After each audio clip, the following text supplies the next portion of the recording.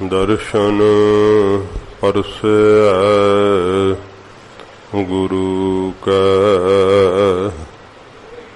जन्म मरण दुख जाए।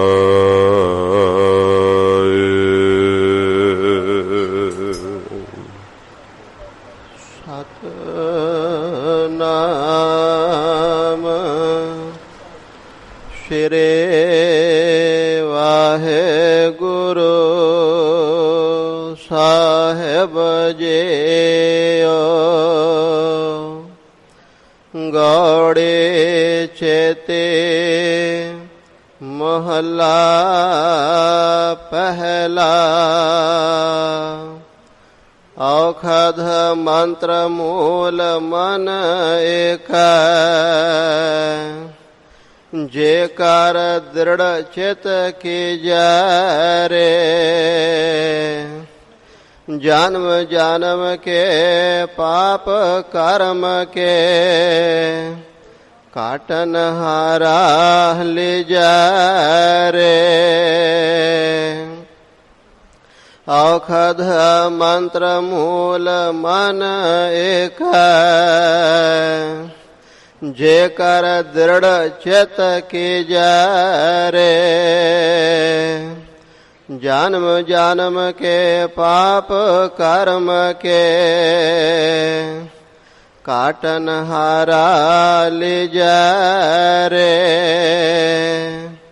मन एको साहेब पाए रे। तेरे तीन गुणा संसार समावह। अलख न लखना जाए रे। रहाओ शकर खंड माया तन मीठे। हम तो पंड ऊंचाए रे। रात अनेरे सूजस नाहे। लज टूकस मूसा पाए रे। मनमुख करहे तेता दुख लागे। गुरमुख मिलह वडाए रे। जो तिन किया सोए हुआ। कीर्तन मिठया जाए रे। सुभर परे न हो वह ऊणे। जो राते रंग लाए रे। तिनके पंख हुआ जे नानक। तो मुड़ा किछ पाए रे। सुभर परे न हो वह ऊणे। जो राते रंग लाए रे। तिनके पंख हुआ जे नानक। तो मुड़ा किछ पाए रे। वाहेगुरु जी का खालसा वाहेगुरु जी के फतेह। सच्चे पातशाह दीना बंधु किरपा दे सागर पतित पावन 10 पातशाहियों दे आत्मक स्वरूप धन साहिब श्री गुरु ग्रंथ साहिब जी महाराज हजूर दी परम दया सदका आप जी सतसंगत दियां घड़ियां दा सुख मान रहे हो। जीवन दे अमोलक सवास सतगुरु जी की याद विच बैठ करके सफलियां कर रहे हो। ਧੰਨ ਗੁਰੂ ਗੋਬਿੰਦ ਸਿੰਘ ਸੱਚੇ ਪਾਤਸ਼ਾਹ ਜੀ ਮਹਾਰਾਜ ਹਜੂਰ ਦੇ ਜੋਤੀ ਜੋਤ ਸਮਾਉਣ ਅਸਥਾਨ ਤਖਤ ਸੱਚਖੰਡ ਸ੍ਰੀ ਹਜੂਰ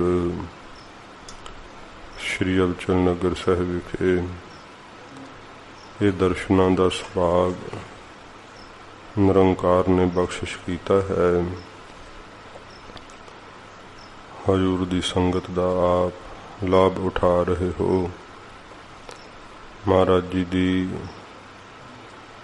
ਪਵਿੱਤਰ ਲੜੀਵਾਰ ਗੁਰਬਾਣੀ ਦੀ ਕਥਾ ਦਾ ਸਮਾਂ ਹੈ। ਪਿਆਰ ਸ਼ਰਧਾ ਨਾਲ ਹਜੂਰ ਦਾ ਅੰਮ੍ਰਿਤ ਉਪਦੇਸ਼ ਸਰਵਣ ਕਰੀਏ। ਮਹਾਰਾਜ ਜੀ ਦੇ ਪਵਿੱਤਰ ਚਰਨਾਂ ਦਾ ਧਿਆਨ ਕਰਦੇ ਹੋਏ ਆਖੋ ਜੀ ਸਤਿਨਾਮ ਸ਼੍ਰੀ ਵਾਹਿਗੁਰੂ ਸਾਹਿਬ ਜੀ। ਸਤਿਨਾਮ ਸ਼੍ਰੀ ਵਾਹਿਗੁਰੂ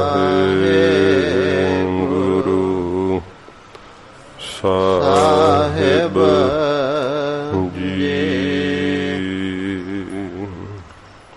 ਸਤਿਨਾਮ ਸ਼੍ਰੀ ਵਾਹਿਗੁਰੂ ਜੀ। ਗੌੜੇ ਚੇਤੇ ਮਹਲਾ ਪਹਿਲਾ। ਸੱਚੇ ਪਾਤਸ਼ਾਹ ਧੰਨ ਗੁਰੂ ਨਾਨਕ ਸਾਹਿਬ ਜੀ ਮਹਾਰਾਜ ਰਾਗ ਗੌੜੀ ਦੇ ਅੰਦਰ ਚੇਤੀ ਗੌੜੀ ਦੀ ਜਾਤੀ ਹੈ। ਸੱਚੇ ਪਾਤਸ਼ਾਹ ਜੀ ਮਹਾਰਾਜ ਇਸ ਗੌੜੀ ਦੀ ਚੇਤੀ ਜਾਤੀ ਵਿੱਚ ਮਹਾਰਾਜ ਉਪਦੇਸ਼ ਬਖਸ਼ਿਸ਼ ਕਰਦੇ ਹਨ। ਸਤਿਗੁਰੂ ਜੀ ਪਹਿਲੇ ਪਾਤਸ਼ਾਹ। ਔਖਦ ਮੰਤਰ ਮੂਲ ਮਨ ਏਕ। ਸੱਚੇ ਪਾਤਸ਼ਾਹ ਜੀ ਮਹਾਰਾਜ ਦੇ ਕੋਲ ਕੱਲ ਅਸੀਂ ਸ਼ਬਦ ਵਿੱਚ ਸਰਵਣ ਕੀਤਾ ਸੀ ਕਿ ਇੱਕ ਜੋਗੀ ਚੱਲ ਕੇ ਆਇਆ।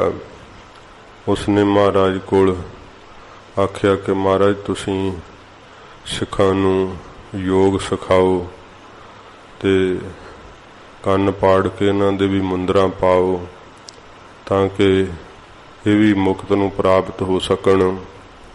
ਸੱਚੇ ਪਾਤਸ਼ਾਹ ਜੀ ਮਹਾਰਾਜ ਨੇ ਕਿਹਾ ਕਿ ਜੋਗੀ ਅਸੀਂ ਤਾਂ ਪਹਿਲਾਂ ਹੀ ਅੰਦਰ ਯੋਗ ਧਾਰਨ ਕੀਤਾ ਹੋਇਆ ਹੈ ਤੇ ਇਹ ਸਾਰੇ ਚਿੰਨ੍ਹ ਅਸੀਂ ਧਾਰਨ ਕੀਤੇ ਹੋਏ ਹੈ। ਇਹ ਕਹਿਣ ਲੱਗਾ ਮਹਾਰਾਜ ਕਿਹੜੀਆਂ ਮੁੰਦਰਾਂ ਪਾਈਆਂ। ਸੱਚੇ ਪਾਤਸ਼ਾਹ ਜੀ ਨੇ ਫਿਰ ਇਹ ਸ਼ਬਦ ਉਚਾਰਿਆ ਸੀਗਾ ਮੁੰਦਰਾ ਤੇ ਘਟ ਭੀਤਰ ਮੁੰਦਰਾ ਕਾਇਆ ਕੀਜੈ ਖਿੰਥਾ ਤਾ। ਸਤਿਗੁਰਾਂ ਜੀ ਨੇ ਕਿਹਾ ਕਿ ਜੋਗੀ ਅਸੀਂ ਹਿਰਦੇ ਦੇ ਅੰਦਰ ਇੱਕ ਸ਼ਰਧਾ ਰੂਪੀ ਕੰਨ ਵਿੱਚ ਸਰਵਣ ਦੀ ਮੁੰਦਰਾ ਪਾਈ ਹੈ ਤੇ ਵਿਸ਼ਵਾਸ ਰੂਪੀ ਕੰਨ ਵਿੱਚ ਮੰਨਣ ਰੂਪ ਮੁੰਦਰਾ ਪਾਈ ਹੋਈ ਹੈ। ਮਹਾਰਾਜ ਕਹਿੰਦੇ ਜਿਹੜਾ ਮੁੰਦਰਾਂ ਦਾ ਪਹਿਰਨਾ ਨਾ ਮਨ ਜਿਹੜਾ ਵਾਸ਼ਨਾ ਵਿੱਚ ਦੌੜਦਾ ਹੈ ਇਸ ਨੂੰ ਜਿਹੜਾ ਮੁੰਦ ਲਿਆ ਨਾ ਇਹ ਅਸੀਂ ਰੋਕ ਲਿਆ ਜਿਹੜਾ ਇਹ ਮੁੰਦਰਾ ਪਾਈ ਹੋਈ ਹੈ। ਫਿਰ ਮਹਾਰਾਜ ਜੀ ਨੇ ਦੱਸਿਆ ਕਿ ਬਾਹਰੋਂ ਇਹ ਮੁੰਦਰਾ ਪਾਉਣ ਦਾ ਕੀ ਲਾਭ ਹੈ ਜੇ ਮਨ ਹੀ ਨਹੀਂ ਵਸੀਕਾਰ ਹੋਇਆ ਤਾਂ ਫਿਰ ਤਾਂ ਬਥੇਰੇ ਆ ਮੱਝਾਂ ਗਾਵਾਂ ਟੱਟੇ ਆਦਿਕ ਜਿਹੜੇ ਇਹਨਾਂ ਨੂੰ ਵਿੰਨ ਦਿੰਦੇ ਆ ਕਿਹੜਾ ਮੁਕਤ ਹੋਏ ਆ। ਸੱਚੇ ਪਾਤਸ਼ਾਹ ਜੀ ਮਹਾਰਾਜ ਕਹਿੰਦੇ ਆਪਣੀ ਜਿਹੜੀ ਕਾਇਆ ਹੈ ਨਾ ਇਹਨੂੰ ਕਾਲ ਤੋਂ ਸੁਰੱਖਿਅਤ ਕਰਨਾ ਨਾਮ ਜਪ ਕਰਕੇ ਅਖੰਡ ਚੇਤਨ ਦੇਹ ਦੀ ਪ੍ਰਾਪਤੀ ਕਰਨੀ ਇਹ ਇਹਨੂੰ ਖਿੰਥਾ ਤਾ। ਖਿੰਥਾ ਜਿਹੜੀ ਖਪਣੀ ਆ ਉਹ ਮਹਾਰਾਜ ਕਹਿੰਦੇ ਬਣਾਉਣਾ ਕਰ ਝੋਲੀ ਬਣਾਉਣਾ ਕਰ। ਫਿਰ ਸੱਚੇ ਪਾਤਸ਼ਾਹ ਜੀ ਮਹਾਰਾਜ ਜੀ ਨੇ ਕਿਹਾ ਕਿ ਇੱਕ ਸ਼ਬਦ ਦੂਜਾ ਹੋਰ ਨਾਸਤ। ਜਦੋਂ ਜੋਗੀ ਅਲਖ ਜਗਾਉਂਦੇ ਹੈ ਤੇ ਇਹ ਫਿਰ ਭਿਖਿਆ ਮੰਗਦੇ ਹੈ। ਇਹ ਕਹਿੰਦਾ ਮਹਾਰਾਜ ਤੁਸੀਂ ਵੀ ਕੋਈ ਅਲਖ ਜਗਾਉਨੇ ਹੋ ਤਾਂ ਮਹਾਰਾਜ ਕਹਿੰਦੇ ਪਹਿਲਾਂ ਸਤਿਗੁਰਾਂ ਜੀ ਨੇ ਕਿਹਾ ਕਿ ਇਹੋ ਮਨ ਕੀਜੈ ਡੰਡਾ ਤਾ, क्योंकि डंडा भी पकड़ते ना हथ विच। हजूर कहते जिहड़ा मन नूं अपने समदाप रूपी साधना दे नाल काबू कर लिया ना, ते पकड़ लिया भाव एकागर कर लिया, ये मन ही डंडा बनाया होया, ते विचार रूपी तेसे नाल राग द्वैख रूपी खुंगियां छांग दित्तियां ने, ते इस तरह ये असी डंडा धारण कीता होया है। एक निरंकार दा शब्द जिहड़ा है वो असी अपने मुख तो उचारण करते हाँ, यही अलख जगाने हाँ। होर दूजा सब असी नाशवंत समझिया होया है। होर जिन्ना भी संसार है वो सब खत्म हो जाण वाला है। जिहड़ा तुसी कंद मूल मन लाविसता, महाराज कहते जिहड़ा एक शब्द नाल चित जोड़ना, यही कंद मूल दा खाना असी करते हाँ। फिर कहता कि महाराज लटां लहाउण नाल जोगी बनिया जांदा है। सतगुरु जी कहते जे लटां लहाउण नाल मुक्त मिलदी है ते गंगा बाड़े जाके ते फिर सारे नाइयां कोल आपदे सिर मनाउंदे है, वो नाई उन्हां दे गुरु बन के उन्हां नूं कोई मुक्ति दे दिंदे है। महाराज सच्चे पातशाह जी ने कहा मुंड मडाया जो गुर पाई है, हम गुर कीनी गंगा ता। फिर महाराज कहते वो हम तमाम ने ना गंगा ता, गंगा वाड़े जाके बथेरिया सिर मनाए है, वो को मुक्त हो गए है। इस तरह सतगुरु जी कहते जे जिहड़ा है गंगा विच जा करके तुसी मुक्त मनदे हो, ते हम गुर कीनी गंगा ता, असी तां अपने गुरु निरंकार नूं ही गंगा समझ लिया है कि निरंकार दा नाम जिहड़ा ना ये जपना इशनान है गंगा दा। मुक्ति दा सोमा निरंकार है, जिवें तुसीं मुक्ति दा सोमा गंगा नूं समझिया होया है, असीं मुक्ति दा सोमा जिहड़ा है वो निरंकार नूं समझिया है। जिवें गुरु अमरदास साहब जी सच्चे पातशाह पहलों हजूर ने गंगा इशनान महाराज जांदे हुंदे सी, ते सतगुरु जदों गुरु अंगद साहब जी की संगत विच आए ते फिर गुरु रूपी गंगा च जदों इशनान कर लिया, ते इन्नी महाराज ने सेवा की कि आप हजूर गुरु पदवी नूं प्राप्त होए।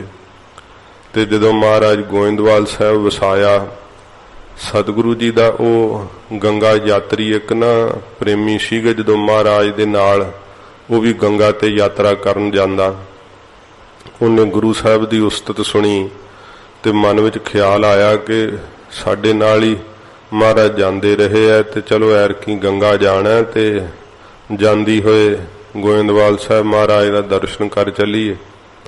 ते जदों आया ये हजूर दा दर्शन वेख के बड़ा हैरान होया। एडी अदुੱਤੀ शोभा है कि हिंदुस्तान दे बादशाह दा तख्त भी एडा नहीं फबदा जिन्ना गुरु अमरदास साहब जी दा तख्त फब रहा है। इन्नियां संगतां नमस्कारां करदियां। हजूर अपने निज स्वरूप विच टिके हुए सिखां नूं उपदेश दिंदे है। इन आके मत्था टेकिया, सतगुरु जी दी संगत कीती। 2 दिन रुक के कहंदा महाराज मैनूं हुण आग्या दिओ, मैं गंगा इशनान नूं जाना है। सतगुरु जी कहंदे गंगा ते हुण इशनान करन दी कोई लोड़ है, तू बई इत्थे ही बौली च इशनान करके संगत ही करिया कर। कहंदा महाराज तुसी भी तां जांदे रहे हो। महाराज कहंदे जांदे रहे हैं जिन्ना चिर गुरु रूपी गंगा नहीं सी प्राप्त हुई।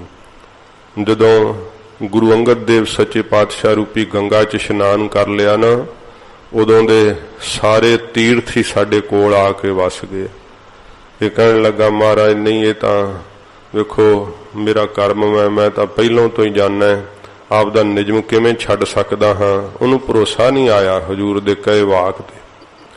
महाराज कहंदे चंगा ऐं करी फिर साडा एक लोटा लै जा ते ये गंगा जल दा भर लियाई फिर साडे लई उथों। कहण लगा ठीक महाराज भर लियावांगा। ਉਹ ਜਦੋਂ गंगा गया इशनान किया ते आप दी सारी पूजा पाठ करके जदों तुरना सी उहदे चित्त च ख्याल आया कि वह महाराज लोटा दिता सी ते चल मना भर के लै चलीए जांदियां फड़ावांगे। ਉਹ नाल दे साथी आवाज़ां मारन के छेती कर साडा हुण काफला तुरना असीं चलीए इथों। ਉਹ ਜਦੋਂ ਉਸਨੇ ਉਹ ਜਿਹੜਾ ਲੋਟਾ ਸੀ ਡਬੋਇਆ ਨਾ ਗੰਗਾ 'ਚ, ਤੇ ਉਹਦੇ ਹੱਥੋਂ ਛੁਟਕ ਗਿਆ। ਉਹ ਹੱਥੋਂ ਛੁਟਕ ਗਿਆ। ਬਥੇਰਾ ਲੱਭੇ, ਚੁੱਭੀਆਂ ਮਾਰ ਮਾਰ ਵੀ ਥੱਲੋਂ ਟੋਵੇ, ਪਰ ਉਹ ਲੋਟਾ ਨਹੀਂ ਉਹਦੇ ਹੱਥ ਆਇਆ। ਬੜਾ ਮਨ ਵਿੱਚ ਪਛਤਾਪ ਕਰਨ ਲੱਗਾ ਕਿ ਲੋਟਾ ਹੀ ਗਵਾਤਾ, ਜਲ ਤਾਂ ਕੀ ਲੈ ਕੇ ਜਾਣਾ ਸੀ, ਉਲਟਾ ਲੋਟਾ ਵੀ ਹੁਣ ਕਿੱਥੋਂ ਦਵਾਂਗਾ। ਨਾਲ ਦੇ ਆਵਾਜ਼ਾਂ ਮਾਰਨ, ਫਿਰ ਜਲਦੀ ਨਾਲ ਕੱਪੜੇ ਚੱਕ ਕੇ ਤੇ ਤੁਰ ਪਿਆ ਕਾਫਲੇ ਨਾਲ। ਜਦੋਂ ਆਇਆ ਸਤਿਗੁਰਾਂ ਜੀ ਦੇ ਕੋਲ, ਮਹਾਰਾਜ ਸੱਚੇ ਪਾਤਸ਼ਾਹ ਜੀ ਦੇ ਦਰਸ਼ਨ ਕੀਤੇ। ਕਹਿਣ ਲੱਗਾ, ਮਹਾਰਾਜ ਮੈਂ ਆਪਦੇ ਵਾਸਤੇ ਜਦੋਂ ਜਲ ਭਰਨ ਵਾਸਤੇ ਲੋਟਾ ਡੁਬਾਇਆ, ਮਹਾਰਾਜ ਮੇਰੇ ਹੱਥੋਂ ਛੁੜਕ ਗਿਆ ਸੱਚੇ ਪਾਤਸ਼ਾਹ, ਇਸ ਕਰਕੇ ਮੈਂ ਆਪ ਵਾਸਤੇ ਜਲ ਨਹੀਂ ਲੈ ਕੇ ਆ ਸਕਿਆ। ਸਤਿਗੁਰੂ ਜੀ ਕਹਿੰਦੇ ਨੇ, ਜਾਂ ਬੌਲੀ ਸਾਹਿਬ ਵਿੱਚ ਇਸ਼ਨਾਨ ਕਰਿਆ। ਜਦੋਂ ਬੌਲੀ ਸਾਹਿਬ ਵਿੱਚ ਇਸ਼ਨਾਨ ਕਰਨ ਲੱਗਿਆ, ਉਹਨੇ ਟੁੱਬੀ ਲਾਈ ਨਾ, ਉਹ ਹੀ ਮਹਾਰਾਜ ਦਾ ਲੋਟਾ ਜਿਹੜਾ ਸੀ ਉਹਦੇ ਸਾਹਮਣੇ ਆਇਆ ਤੇ ਪਕੜ ਲਿਆ ਉਸਨੇ। ਸਤਿਗੁਰੂ ਜੀ ਨੂੰ ਵਿਖਾਇਆ, ਕਹਿੰਦਾ ਮਹਾਰਾਜ ਇਹ ਤਾਂ ਉਹੀ ਲੋਟਾ ਹੈ। ਮਹਾਰਾਜ ਕਹਿੰਦੇ ਇੱਥੇ ਗੰਗਾ ਆਉਂਦੀ ਹੈ ਸਪਰਸ਼ ਕਰਨ, ਸਾਡੀ ਬੌਲੀ ਦੇ ਤੀਰਥ ਦਾ ਦਰਸ਼ਨ ਕਰਨ ਆਉਂਦੀ ਹੈ। ਇਹ ਸਤਿਗੁਰਾਂ ਨੇ ਪ੍ਰਸਿੱਧ ਕਰਕੇ ਜਿਹੜਾ ਸੀ ਸਿੱਧ ਕਰਕੇ ਦਿਖਾਤਾ ਕਿ ਤੀਰਥ ਸਾਰੇ ਗੁਰੂ ਚਰਨਾਂ 'ਚ ਹੀ ਵਸਦੇ ਆ। ਜਿੱਥੇ ਨਾਮ ਦਾ ਵਾਸ ਹੈ ਉੱਥੇ ਸਾਰੇ ਹੀ ਤੀਰਥ ਹੈ, ਕਿਉਂਕਿ ਨਾਮ ਦੇ ਪ੍ਰਤਾਪ ਕਰਕੇ ਹੀ ਦੇਵੀ ਦੇਵਤੇ ਹੈ। ਦੇਵੀ ਦੇਵਤਿਆਂ ਵੀ ਤੀਰਥ ਥਾਪੇ ਤੇ ਕਾਹਦੇ ਨਾਲ ਥਾਪੇ ਆ, ਜਾਪ ਕਰਕੇ ਹੀ ਥਾਪੇ। ਤੇ ਇਸ ਕਰਕੇ ਨਾਮ ਹੀ ਸਭ ਤੋਂ ਵੱਡਾ ਤੀਰਥ ਹੈ। ਇਹ ਸੱਚੇ ਪਾਤਸ਼ਾਹ ਜੀ ਨੇ ਕਿਹਾ, ਮੂੰਹ ਸਿਰ ਮਨਾਉਣ ਨਾਲ ਮੁਕਤੀ ਮਿਲਦੀ ਤਾਂ ਭੇਡ ਨੂੰ ਮਿਲਣੀ ਚਾਹੀਦੀ ਹੈ। ਇਸ ਕਰਕੇ ਸਤਿਗੁਰਾਂ ਜੀ ਨੇ ਇਹ ਸਾਰੀ ਸਿੱਖਿਆ ਸਾਧ ਸੰਗਤ ਜੀ ਇਹ ਸ਼ਬਦ ਦੇ ਅੰਦਰ ਮਹਾਰਾਜ ਬਖਸ਼ਿਸ਼ ਕੀਤੀ। ਗਰੀਬ ਨਵਾਜ਼ ਸੱਚੇ ਪਾਤਸ਼ਾਹ ਜੀ ਦੇ ਕੋਲ ਜਦੋਂ ਮਹਾਰਾਜ ਨੇ ਅਖੀਰ ਤੇ ਕਿਹਾ ਕਿ ਪ੍ਰਣਮਤ ਨਾਨਕ ਨਾਗੀ ਦਾਜੈ, ਫਿਰ ਪਾਛੈ ਪਛਤਾਣੀ ਤਾਂ ਕਿ हे ਜੋਗੀ, ਜਦੋਂ ਅੰਤ ਦਾ ਸਮਾਂ ਆਉਂਦਾ ਹੈ ਨਾ, ਜਦੋਂ ਜੀਵ ਕੋਈ ਭਲਾ ਨਹੀਂ ਕਰਮ ਕੀਤਾ ਸਾਰੀ ਜ਼ਿੰਦਗੀ ਦੇ ਅੰਦਰ, ਤੇ ਇਹ ਵਿਕਾਰਾਂ ਰੂਪੀ ਨਾਗਾਂ ਦੀ ਸੜੀ ਹੋਈ ਦੇਹੀ ਜਦੋਂ ਅੱਗ ਵਿੱਚ ਸੜਦੀ ਹੈ ਨਾ ਨਗਨ, ਤੇ ਫਿਰ ਜੀਵ ਨੂੰ ਬੜਾ ਪਛਤਾਵਾ ਲੱਗਦਾ, ਬੜਾ ਮਨ ਵਿੱਚ ਪਛਤਾਵਾ ਕਰਦਾ ਕਿ ਕਿਉਂ ਨਾ ਭਜਨ ਕੀਤਾ, ਕਿਉਂ ਨਾ ਮੈਂ ਸੰਗਤ ਕੀਤੀ। ਫਿਰ ਪਛਤਾਵਾ ਹੀ ਇਹਦੇ ਪੱਲੇ ਰਹਿ ਜਾਂਦਾ ਹੈ। ਜਦੋਂ ਇਹ ਸਤਿਗੁਰਾਂ ਜੀ ਨੇ ਸਿੱਖਿਆ ਦਿੱਤੀ, ਫਿਰ ਜੋਗੀ ਕਹਿੰਦਾ ਮਹਾਰਾਜ ਮੈਂ ਤਾਂ ਦਵਾਈਆਂ ਵੀ ਜਾਣਦਾ ਹਾਂ, ਤੁਸੀਂ ਆਪਣੇ ਸਿੱਖਾਂ ਨੂੰ ਮਹਾਰਾਜ ਦਵਾਈ ਬੂਟੀ ਜਿਹੜੀ ਹੈ ਇਹ ਵੀ ਸਿਖਾਓ, ਰੋਗਾਂ ਦਾ ਇਲਾਜ ਕਰ ਸਕਿਆ ਕਰਨ। ਤੋ ਜਿਹੜਾ ਸਾਧ ਸੰਗਤ ਜੀ ਮਹਾਰਾਜ ਜੀ ਦੇ ਗੁਰਬਾਣੀ ਦੀ ਕਥਾ ਨੂੰ ਛੱਡ ਕਰਕੇ ਕਈ ਕਥਾਵਾਚਕ, ਕਿਉਂਕਿ ਤਕਰੀਬਨ ਸੰਪਰਦਾਏ ਬਹੁਤੇ ਕਥਾਵਾਚਕ ਵੈਦ ਵੀ ਹੁੰਦੇ ਆ ਨਾਲ, ਪਰ ਜਿਹੜੇ ਗੁਰਮੁਖ ਹੈ ਨਾ ਉਹ ਗੁਰਬਾਣੀ ਦੀ ਕਥਾ ਹੀ ਕਰਦੇ ਆ। ਵੈਦਗੀ ਭਾਵੇਂ ਉਹ ਜਾਣਦੇ ਹੁੰਦੇ ਆ ਪਰ ਦਵਾਈਆਂ ਨਹੀਂ ਕਿਸੇ ਨੂੰ ਇਸ ਤਰ੍ਹਾਂ ਦਿੰਦੇ, ਉਹ ਸਤਿਗੁਰੂ ਦਾ ਉਪਦੇਸ਼ ਹੀ ਕਮਾਉਂਦੇ ਆ, ਕਿਉਂਕਿ ਸਤਿਪੁਰਖਾਂ ਦੇ ਕੱਢੇ ਹੋਏ ਤੱਤ ਨੇ ਕਿ ਭਜਨ ਦੀ ਕਮਾਈ ਛੱਡ ਕੇ ਜੇ ਭਾਈ ਬ੍ਰਹਮ ਦੀ ਵਿਚਾਰ ਕਰਨ ਵਾਲਾ ਦਵਾਈਆਂ ਦੇਣ ਲੱਗ ਜਾਏ ਤੇ ਉਹ ਫਿਰ ਆਪਣੇ ਨਿਸ਼ਾਨੇ ਤੋਂ ਖੁੰਝ ਜਾਂਦਾ ਹੈ। ਤੇ ਕਈ ਸਾਧ ਸੰਗਤ ਜੀ ਬਾਹਰਲੇ ਦੇਸ਼ਾਂ ਵਿੱਚ ਜਾ ਕਰਕੇ ਨਾ ਕੋਈ ਵੈਦਿਕ ਨਹੀਂ ਪੜ੍ਹੀ, ਕੱਖ ਨਹੀਂ ਪਤਾ, ਨਾ ਕੋਈ ਗ੍ਰੰਥ ਪੜ੍ਹਿਆ, ਨਾ ਕਿਸੇ ਵੈਦ ਕੋਲੋਂ ਹੀ ਸ਼ਾਗਿਰਦੀ ਕਰਕੇ ਕੁਝ ਸਿੱਖਿਆ, ਬਸ 2-4 ਟੋਟਕੇ ਸਿੱਖ ਲੈਂਦੇ ਆ ਤੇ ਗੋਲੀਆਂ ਬਣਾ ਬਣਾ ਕੇ ਮਾਈਆਂ ਬੀਬੀਆਂ ਨੂੰ ਗੁੰਮਰਾਹ ਕਰਦੇ ਆ। ਤੇ ਉਹ ਸਿਰਫ ਉਹਨਾਂ ਦਾ ਮੰਤਵ ਹੁੰਦਾ ਹੈ ਪੈਸੇ ਬਟੋਰਨ ਦਾ। ਤੇ ਅਸੀਂ ਵੀ ਜਦੋਂ ਕਿਉਂਕਿ ਬਾਹਰ ਸੁਣੀਦਾ ਨਾ ਕਿ ਫਲਾਨਾ ਤਾਂ ਦਵਾਈ ਵੀ ਦਿੰਦਾ ਹੈ, ਮਨ ਵਿੱਚ ਫਿਰ ਕਿਉਂਕਿ ਪਾਜ ਉਘੇੜਨਾ ਜਿਹੜਾ ਚੰਗਾ ਨਹੀਂ ਹੁੰਦਾ, ਪਤਾ ਤਾਂ ਸਾਨੂੰ ਹੁੰਦਾ ਹੈ ਕਿ ਦਵਾਈ ਕੀ ਦੇ ਸਕਦਾ ਹੈ, ਜਿਹਨੂੰ ਆਪ ਨੂੰ ਕੱਖ ਨਹੀਂ ਪਤਾ, ਕੁਝ ਪੜ੍ਹਿਆ ਨਹੀਂ, ਨਾ ਤਾਂ ਗੁਰਬਾਣੀ ਦੀ ਸੰਥਿਆ ਹੀ ਸੁੱਧ ਕੀਤੀ, ਤੇ ਉਹ ਵੈਦ ਵੀ ਉਹੋ ਜਿਹਾ ਹੀ ਬਣ ਗਿਆ। ਤੇ ਉਹ ਸਿਰਫ ਮੰਤਵ ਇਹ ਹੁੰਦਾ ਹੈ ਕਿ ਚਲੋ ਜੇ ਕਥਾ ਦਾ ਗੁਣ ਨਹੀਂ ਆਇਆ ਤੇ ਦਵਾਈ ਬੂਟੀ ਕਰਕੇ ਹੀ ਮਾਇਆ ਇਕੱਠੀ ਕਰੋ। ਕਈ ਫਿਰ ਫੜੇ ਵੀ ਗਏ, ਬਜ਼ੁਰਗਾਂ ਨੂੰ ਇਹੋ ਜੀਆਂ ਕਾਮੁਕ ਦਵਾਈਆਂ ਦੇ ਦਿੱਤੀਆਂ, ਜਿਸ ਕਰਕੇ ਕਿ ਜਦੋਂ ਟੈਸਟ ਹੋਇਆ ਫਿਰ ਪੁਲਿਸ ਨੇ ਅਰੈਸਟ ਵੀ ਕੀਤੇ ਇਹੋ ਜਿਹੇ ਦਗੇਬਾਜ਼। तो जिहड़ा वैदगी है वो है तां भली, पर वैद जिहड़ा है, जिहड़ा सियाणा वैद हुंदा है, वो दवाई ते नहीं निरंकार ते भरोसा रखदा है। परमेश्वर दे उत्ते अगे कीती गई दुआ दे उत्ते भरोसा रखदा है, दवाई ते नहीं। इन क्या महाराज मैं दवाइयां बड़ियां जानदा हां, तुसीं भी सिखां नूं सिखाओ दवाइयां। तां महाराज सच्चे पातशाह जी पुछदे आ कि जोगी तू केड़ी केड़ी दवाई जानदा है? ये फिर दसदा है औखद मंत्र मूल मन एक है। कहंदा महाराज एक तां मैं औषधियां जानदा, दवाइयां सारियां जिहड़ियां इस प्रकार पिलाउण वालियां दवाइयां हुंदियां जां गोलियां आदि जां चूਰਨ आदि बना करके जिहड़ा दिता जांदा है, ये औषधियां महाराज मैं जानदा। फिर मंत्र जिहड़े है सप्पां नूं महाराज वस करन दे, वो भी मैं जानदा हां, क्योंकि जदों कोई कख आदक लग जावे तो वह मंत्र पढ़दे, जिवें फांडा करना जिन्हों कह दिंदे आ। कहंदा महाराज मैं मंत्र पढ़ के फांडे करने भी जानदा हां, ते मूल जिहड़ियां घसा के साध संगत जी जरी आदक जख्मां ते जिहड़ियां लाइयां जाण उन्हां नूं मूल कहिंदे आ। जिवें मलम आदक लाउंदे आ ना, इवें जड़ी बूटियां नूं रगड़ के जिहड़ा है, कहंदा महाराज मैं वो भी जरियां आदक जिहड़ियां जख्मां ते लाउणियां जानदा हां।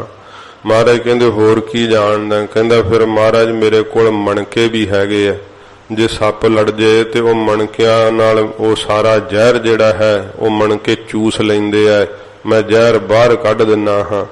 ये सतगुरु पातशाह जी महाराज सुन करके फिर इस नूं कहिंदे आ औखद मंत्र मूल मन एक है। सतगुरु जी कहंदे एक जिहड़ा नाम दा मनन करना है ना मन दे अंदर, हजूर कहंदे जोगी यही साडे घर दे अंदर औषधि है।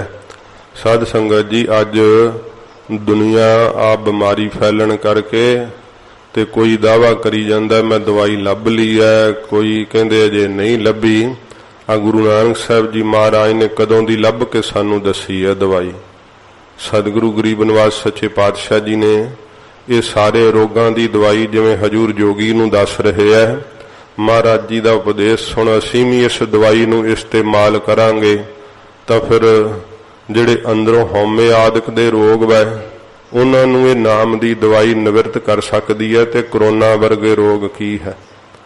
तो इस करके सानू महाराज दे उपर निश्चय करना चाहिए। सच्चे पातशाह जी महाराज कहंदे जिहड़ी औषधि है ना दवाई, जिहड़ा जम्मण मरण दा रोग जीव नूं चंबड़िया होया है, सच्चे पातशाह जी कहंदे एक नाम रूपी ही औषधि है। औखद नाम अपार अमोलक पीजई, मिल मिल खावे संत सगल को दीजई। ये जिहड़ा औखधि है एक नाम दी औखधि है। फिर सच्चे पातशाह जी महाराज कहंदे ने जे दारू है तो वह भी नाम दा ही दारू है। साडे घर दे अंदर संसार रोगी नाम दारू, मैल लागै सच बिना। सच्चे पातशाह जी कहंदे ये नाम दा ही दारू है, नाम दी ही जिहड़ी है औषधि है जम्मण मरण दे रोग नूं निवृत्त करन वास्ते। फिर साध संगत जी जिहड़े मंत्र हन, महाराज कहंदे मंत्र भी साडे घर दे अंदर बाणी मंत्र महापुरखन की, सो मन है उतारन मान को। मन दे अंदर जिहड़ा मान दा हंकार दा रोग चिंबड़िया होया ना, ये बाणी मंत्र महापुरखन की। महापुरख कौन ने? धन गुरु नानक देव सच्चे पातशाह जी महाराज। हजूर दी पवित्र बाणी जिहड़ी है ये साध संगत जी मंत्र वै। जिस मंत्र दे अगे होर सारे मंत्र कमजोर पै जांदे है। ये सतगुरु जी ने सानू जो मूल मंत्र बख्शिया है, यही साध संगत जी जिहड़े काम क्रोध लोभ मोह हंकार रूपी सप हन, इन्हां दी जहर नूं जिहड़ा है नाश करन वास्ते, इन्हां वकारां दे जिहड़े अंदर डसे होए है उन्हां दा फांडा करन वास्ते बाणी मंत्र महापुरखन की। ये अकाल पुरख वाहिगुरु स्वरूप 10 पातशाहियां दा उपदेश जिहड़ा साध संगत जी वो मन है उतारन मान को, मन दे अंदरों मान नूं लाउण वास्ते।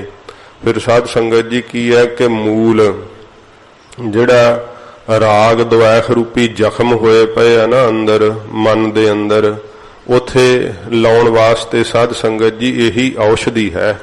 ਇਹੀ ਇਸ ਪ੍ਰਕਾਰ ਜਿਹੜੀ ਹੈ ਘਸਾ ਕਰਕੇ ਜਰੀ ਆਦਿਕ ਲਾਉਣ ਵਾਲੀ ਜਿਹੜੀ ਦਵਾਈ ਹੈ, ਸਤਿਗੁਰੂ ਜੀ ਕਹਿੰਦੇ ਪਰਮੇਸ਼ਰ ਦਾ ਨਾਮ ਹੀ ਹੈ। ਫਿਰ ਜਿਹੜਾ ਮਣਕਾ ਲਾ ਕਰਕੇ ਜ਼ਹਿਰ ਚੂਸ ਲੈਂਦੇ ਆ, ਜਿਹੜੇ ਸ਼ਬਦ ਸਪਰਸ ਰਸ ਰੂਪ ਗੰਧ, ਇਹ ਪੰਜ ਵਿਸ਼ਿਆਂ ਦੀ ਜ਼ਹਿਰ ਜਿਹੜੀ ਚੜ ਰਹੀ ਹੈ, ਮਹਾਰਾਜ ਕਹਿੰਦੇ ਨਾਮ ਰੂਪੀ ਮਣਕਾ ਹੈ, ਭਗਤੀ ਰੂਪੀ ਮਣਕਾ ਹੈ। ਇਹ ਲਾ ਕਰਕੇ ਨਾ ਫਿਰ ਸ਼ਬਦ ਦੀ ਵੀ ਜ਼ਹਿਰ ਜਿਹੜੀ ਸੁਣਨ ਦੀ ਕੰਨ ਜਿੱਧਰ ਭਟਕਦੇ ਆ, ਇਹ ਚੂਸ ਲੈਂਦਾ ਭਗਤੀ ਰੂਪੀ ਮਣਕਾ। ਫਿਰ ਸਾਧ ਸੰਗਤ ਜੀ ਇਸ ਪ੍ਰਕਾਰ ਜਿਹੜਾ ਸਪਰਸ਼ ਕਰਨ ਨੂੰ ਚਮੜੀ ਭੱਜਦੀ ਹੈ, ਉਹ ਵੀ ਜ਼ਹਿਰ ਜਿਹੜੀ ਹੈ ਚੂਸ ਲੈਂਦਾ ਭਗਤੀ ਰੂਪੀ ਮਣਕਾ। ਤੇ ਇਸ ਪ੍ਰਕਾਰ ਗੰਧ ਲੈਣ ਦੀ ਨੱਕ ਵਿੱਚੋਂ ਜਿਹੜੀ ਐਸੀ ਭੈੜੀ ਆਦਤ ਵੈ, ਇਹ ਵੀ ਜ਼ਹਿਰ ਚੂਸ ਲੈਂਦਾ ਭਗਤੀ ਰੂਪੀ ਮਣਕਾ।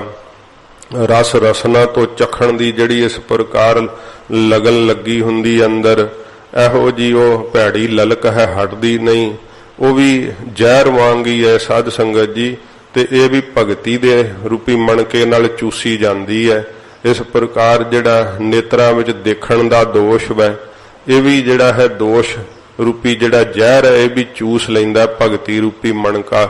ਤੋ ਸੱਚੇ ਪਾਤਸ਼ਾਹ ਜੀ ਮਹਾਰਾਜ ਫਰਮਾਉਂਦੇ ਹਨ, ਔਖਦ ਮੰਤਰ ਮੂਲ ਮਨ ਏਕ ਹੈ। ਮਹਾਰਾਜ ਕਹਿੰਦੇ ਮਨ ਦੇ ਅੰਦਰ ਇੱਕ ਪਰਮੇਸ਼ਰ ਦੇ ਨਾਮ ਦਾ ਜਿਹੜਾ ਮੰਨਣ ਕਰਨਾ ਨਾ, ਇਹੀ ਸਾਡੇ ਘਰ ਦੇ ਅੰਦਰ ਔਸ਼ਧੀ ਹੈ। ਇਹੀ ਮਹਾਰਾਜ ਕਹਿੰਦੇ ਦਾਰੂ ਹੈ। ਇਹੀ ਮਹਾਰਾਜ ਨੇ ਕਿਹਾ ਮੰਤਰ ਹੈ। ਇਹੀ ਘਸਾ ਕੇ ਲਾਉਣ ਵਾਲੀ ਜਰੀ ਹੈ। ਤੇ ਇਹੀ ਮਹਾਰਾਜ ਕਹਿੰਦੇ ਮਨ ਮਣਕਾ ਵੀ ਇਹੀ ਹੈ। ਇੱਕੋ ਇੱਕ ਨਾਮ ਹੀ ਹੈ। ਜਿਹਨੂੰ ਨਾਮ ਦੇ ਉੱਤੇ ਸਾਧ ਸੰਗਤ ਜੀ ਭਰੋਸਾ ਆ ਜਾਂਦਾ ਹੈ ਨਾ, ਹਜੂਰ ਫਰਮਾਉਂਦੇ ਹਨ, ਜੇਕਰ ਦ੍ਰਿੜ ਚਿਤ ਕੀ ਜੈ ਰੇ। ਹਾਂ, ਜੇ ਕਰਕੇ ਆਪਣੇ ਚਿੱਤ ਵਿੱਚ ਦ੍ਰਿੜਤਾ ਦੇ ਨਾਲ ਇਸ ਨੂੰ ਧਾਰਨ ਕਰ ਲਵੇ। ਜੇ ਦ੍ਰਿੜਤਾ ਦੇ ਸਹਿਤ ਆਪਣਾ ਚਿੱਤ ਕਰ ਲਵੇ ਨਾ ਨਾਮ ਦੇ ਉੱਪਰ, ਕਿ ਮੈਂ ਹੋਰ ਕਿਸੇ ਵੀ ਚੀਜ਼ ਦਾ ਆਸਰਾ ਨਹੀਂ ਲੈਣਾ, ਤੇ ਫਿਰ ਸਾਧ ਸੰਗਤ ਜੀ ਨਾਮ ਇਹੋ ਜੀ ਕਲਾ ਵਰਤਾਉਂਦਾ ਹੈ। ਜਿਹੋ ਜੀ ਭਾਵਨਾ ਕਰਕੇ ਕੋਈ ਨਾਮ ਨੂੰ ਸਿਮਰਦਾ ਨਾ, ਉਹੋ ਜਿਹੇ ਨਾਮ ਦੇ ਅੰਦਰੋਂ ਜਿਹੜਾ ਹੈ ਨਾ ਉਹ ਬਲ ਪ੍ਰਕਾਸ਼ਣ ਲੱਗ ਪੈਂਦਾ। ਉਹੋ ਜੀ ਸ਼ਕਤੀ ਜਿਹੜੀ ਆ ਅੰਦਰ ਪ੍ਰਵਿਰਤ ਹੋਣ ਲੱਗ ਪੈਂਦੀ ਹੈ। ਜੇ ਤਾਂ ਵੇਖੋ ਕਈ ਹੁਣ ਦੇਸੀ ਘਿਓ ਖਾ ਕੇ ਸਮਝਦੇ ਆ ਪਹਿਲਾਂ ਸਮੇਂ 'ਚ ਜਿਵੇਂ ਕਿ ਤਾਕਤ ਆਉਂਦੀ ਹੈ ਜਾਂ ਹੋਰ ਤਾਕਤ ਵਾਲੀਆਂ ਚੀਜ਼ਾਂ, ਪਰ ਰੱਬ ਦੇ ਪਿਆਰੇ ਇਸ ਨਾਮ ਤੋਂ ਹੀ ਤਾਕਤ ਪ੍ਰਾਪਤ ਕਰਦੇ। ਰੋਗ ਹੋ ਜਾਣਾ, ਰੋਗ ਦੀ ਨਿਵਰਤੀ ਵੀ ਉਹ ਨਾਮ ਤੋਂ ਹੀ ਕਰਦੇ ਐ। ਐਸਾ ਮਹਾਰਾਜ ਨੇ ਕਿਹਾ ਨਾਮ ਹੈ ਮੇਰੇ ਵਾਹਿਗੁਰੂ ਦਾ।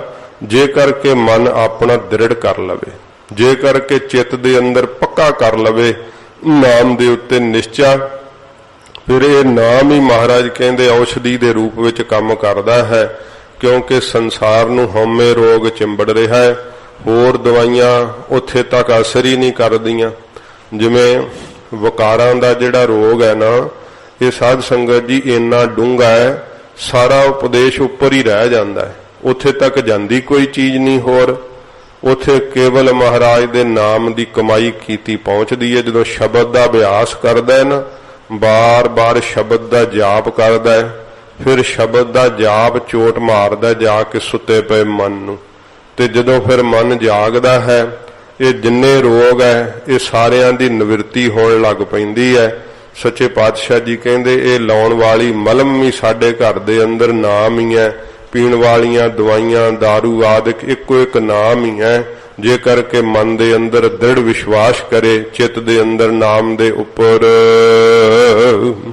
ਜਨਮ ਜਨਮ ਕੇ ਪਾਪ ਕਰਮ ਕੇ, ਜਿਹੜੇ ਜਨਮਾਂ ਜਨਮਾਂ ਦੇ ਅੰਦਰ ਮਹਾਰਾਜ ਨੇ ਕਿਹਾ ਪਾਪਾਂ ਦੇ ਕਰਮ ਕਮਾਏ ਆ ਜੀਵਤ, ਕਾਟਨ ਹਾਰਾ ਲੈ ਜਾ ਰੇ। ਉਹਨਾਂ ਪਾਪਾਂ ਕਰਮਾਂ ਦੀਆਂ ਫਾਈਆਂ ਨੂੰ ਜਿਹੜਾ ਕਾਟਨ ਹਾਰਾ ਕੱਟਣ ਵਾਲਾ ਹੈ ਨਾ, ਉਹ ਵਾਹਿਗੁਰੂ ਦਾ ਨਾਮ ਹੈ। ਤੇ ਪੂਰੇ ਗੁਰੂ ਤੋਂ ਲੀਜਾ ਰੇ, ਉਹ ਲੈਣਾ ਚਾਹੀਦਾ ਹੈ ਭਾਈ ਜੋਗੀ। ਉਹ ਪੂਰੇ ਗੁਰੂ ਤੋਂ ਨਾਮ ਪ੍ਰਾਪਤ ਕਰਨਾ ਚਾਹੀਦਾ ਕਿ ਜਨਮਾਂ ਜਨਮਾਂਤਰਾਂ 'ਚ ਜਿਹੜੇ ਪਾਪ ਕਰਮ ਕੀਤੇ ਐ, ਜਿਹੜੀਆਂ ਫਾਈਆਂ ਦੇ ਰੂਪ ਵਿੱਚ ਜਿਹੜੇ ਨਾਲ ਹੀ ਚੱਲ ਰਹੇ ਐ, ਉਹਨਾਂ ਨੂੰ ਕੱਟਣ ਵਾਲਾ ਕੌਣ ਹੈ? ਵਾਹਿਗੁਰੂ ਦਾ ਨਾਮ। ਤੇ ਫਿਰ ਮਨੁੱਖਾ ਜਨਮ ਪਾ ਕਰਕੇ ਪੂਰੇ ਗੁਰੂ ਤੋਂ ਲੀਜਾ ਰੇ। हे ਭਾਈ ਲੈਣਾ ਕਰ।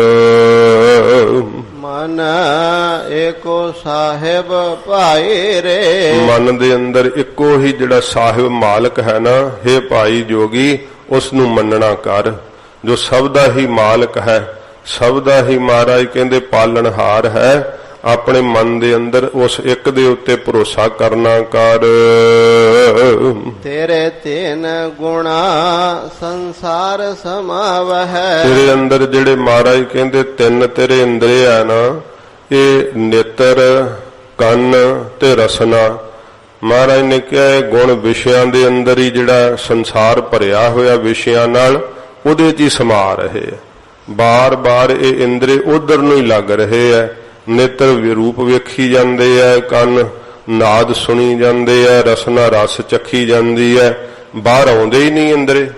ਇਹ ਤਿੰਨ ਜਿਹੜੇ ਗੁਣ ਵਿਸ਼ੇ ਹਨ ਨਾ ਸੰਸਾਰ ਦੇ ਅੰਦਰ, ਉਹਨਾਂ ਦੇ ਅੰਦਰ ਹੀ ਮਹਾਰਾਜ ਕਹਿੰਦੇ ਲੱਗ ਰਹੇ ਆ। ਇਸੇ ਪ੍ਰਕਾਰ ਹੀ ਤੇਰੇ ਤਿੰਨ ਗੁਣਾ ਸੰਸਾਰ ਸਮਾਵਹਿ। ਜਿਹੜੇ ਮਹਾਰਾਜ ਕਹਿੰਦੇ ਨੇ ਤਿੰਨ ਗੁਣ ਹਨ ਨਾ ਮਾਇਆ ਦੇ, ਰਜੋ ਗੁਣ, ਤਮੋ ਗੁਣ ਤੇ ਸਤੋ ਗੁਣ। ਉਹਨਾਂ ਵਿੱਚ ਮਹਾਰਾਜ ਕਹਿੰਦੇ ਮਨ ਕਰਕੇ, ਬਾਣੀ ਕਰਕੇ, ਸਰੀਰ ਕਰਕੇ ਤੂੰ ਸਮਾਇਆ ਹੋਇਆ ਹੈ ਸੰਸਾਰ ਦੇ ਅੰਦਰ ਹੀ। ਸੰਸਾਰ ਤੋਂ ਪਰੇ ਤੈਨੂੰ ਬਿਰਤੀ ਫੁਰਦੀ ਨਹੀਂ, ਸੰਸਾਰ ਨੂੰ ਹੀ ਸਭ ਕੁਝ ਸਮਝਦਾ ਹੈ। ਸੰਸਾਰ ਕਰਕੇ ਹੀ ਤੇਰੀ ਵਿਚਾਰ ਸੀਮਤ ਰਹਿ ਜਾਂਦੀ ਹੈ। ਜੇ ਕੁਝ ਬੋਲਦਾ ਵੀ ਹੈ ਤੇ ਤੈਨੂੰ ਆਪ ਨੂੰ ਭਰੋਸਾ ਹੀ ਹੈ ਨਹੀਂ, ਆਪ ਦਾ ਤੇਰਾ ਨਿਸ਼ਚੈ ਹੀ ਨਹੀਂ ਹੈ ਜੋਗੀ। ਮਹਾਰਾਜ ਸੱਚੇ ਪਾਤਸ਼ਾਹ ਕਹਿੰਦੇ ਤੇਰੇ ਜਿਹੜੇ ਸੁਭਾਅ ਹਨ, ਇਹ ਮਹਾਰਾਜ ਕਹਿੰਦੇ ਮਾਇਆ ਦੇ ਤਿੰਨਾਂ ਗੁਣਾਂ 'ਚ ਹੀ ਪ੍ਰਵਿਰਤ ਹੋ ਰਹੇ ਆ। ਕਦੋਂ ਰਜੋਗੁਣੀ ਹੋ ਜਾਣਾ ਹੈ ਸ਼ਕਤੀਆਂ ਪਾ ਕਰਕੇ, ਕਦੇ ਜਦੋਂ ਸ਼ਰਾਪ ਦਿੰਨੇ ਤਮੋ ਗੁਣੀ ਹੋ ਜਾਂਦੇ ਆ, ਤੇ ਫਿਰ ਜਦੋਂ ਬੜਾ ਸੁਰਤ ਜੋੜ ਕੇ ਦਸਮ ਦਵਾਰ ਦੀ ਮਿਹਨਤ ਕਰਨ ਲੱਗਦੇ ਆ ਸਤੋ ਗੁਣੀ ਹੋ ਜਾਂਦੇ ਆ। ਪਰ ਫਿਰ ਵੀ ਲੋਕਾਂ ਕੋਲੋਂ ਵਡਿਆਈ ਕਰਾਉਣ ਦੀ ਇੱਛਾ ਤਾਂ ਨਹੀਂ ਨਾ ਮਰਦੀ।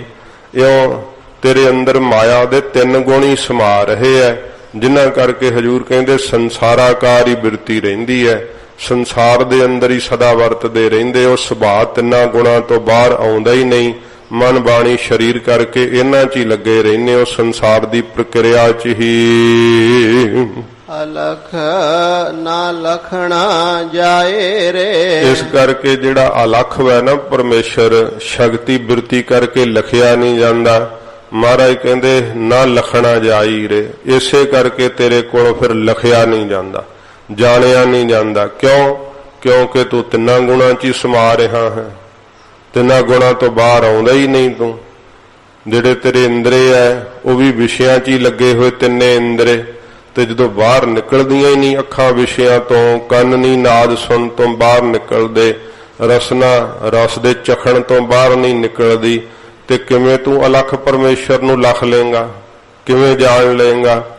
ਪਹਿਲੋਂ ਤੈਨੂੰ ਰਸਾਂ ਦਾ ਤਿਆਗ ਕਰਨਾ ਪੈਣਾ। ਜਦੋਂ ਸ਼ਬਦ ਦਾ ਅਭਿਆਸ ਕਰੀਦਾ ਨਾ, ਰਸ ਛੁੱਟਦੇ ਆ ਪਹਿਲੋਂ, ਤੇ ਜਦੋਂ ਰਸ ਛੁੱਟਦੇ ਆ ਨਾ, ਉਦੋਂ ਸਾਧ ਸੰਗਤ ਜੀ ਜੇ ਦੂਜਾ ਰਸ ਨਹੀਂ ਆਇਆ ਹੁੰਦਾ ਨਾ ਭਜਨ ਦਾ, ਮਨ ਬੜਾ ਉਚਾਟ ਹੁੰਦਾ। ਕਈ ਵਾਰੀ ਮਨ ਕਹਿੰਦਾ ਹੈ ਕਿ ਨਾ ਤਾਂ ਭਜਨ ਦਾ ਸੁੱਖ ਮਿਲਿਆ ਹੈ ਤੇ ਨਾ ਇਹ ਸੰਸਾਰ ਦੇ ਹੀ ਸੁੱਖ ਮੈਂ ਭੋਗ ਸਕਿਆ ਹਾਂ, ਮੈਂ ਤਾਂ ਅੱਧ ਵਿਚਕਾਰੇ ਲਟਕ ਗਿਆ। ਕਦੇ ਮਨ ਕਹਿੰਦਾ ਹੈ ਕਿ ਚੱਲ ਕੋਈ ਨਹੀਂ, ਫਿਰ ਭੋਗਾਂ ਨੂੰ ਭੋਗਣ ਲੱਗ ਜਾਈਏ, ਨਾਮ ਦਾ ਕਹਿਣ ਨੂੰ ਹੀ ਹੈ, ਸੁੱਖ ਕਿੱਥੇ ਮਿਲਦਾ ਹੈ। ਇਹ ਸਾਧ ਸੰਗਤ ਜੀ ਡੋਲ ਜਾਂਦੇ ਆ ਫਿਰ ਮਾਇਆ ਦੇ ਤਿੰਨਾਂ ਗੁਣਾਂ ਕਰਕੇ, ਕਿਉਂਕਿ ਮਾਇਆ ਬੜੀ ਪ੍ਰਬਲ ਹੈ, ਛਲ ਵਿਖਾਉਂਦੀ ਹੈ। ਪਰ ਜਿਹੜਾ ਗੁਰੂ ਜੀ ਦੇ ਚਰਨਾਂ ਨਾਲ ਜੁੜ ਕੇ ਰੋਜ਼ ਸੰਗਤ ਕਰਨੀ, ਕਥਾ ਸੁਣਨੀ, ਕੀਰਤਨ ਸੁਣਨਾ, ਉਹ ਮਨ ਦ੍ਰਿੜ ਹੁੰਦਾ ਰਹਿੰਦਾ ਹੈ। ਮਨ ਦੇ ਅੰਦਰ ਵਿਸ਼ਵਾਸ ਪੱਕਾ ਹੁੰਦਾ ਰਹਿੰਦਾ ਹੈ।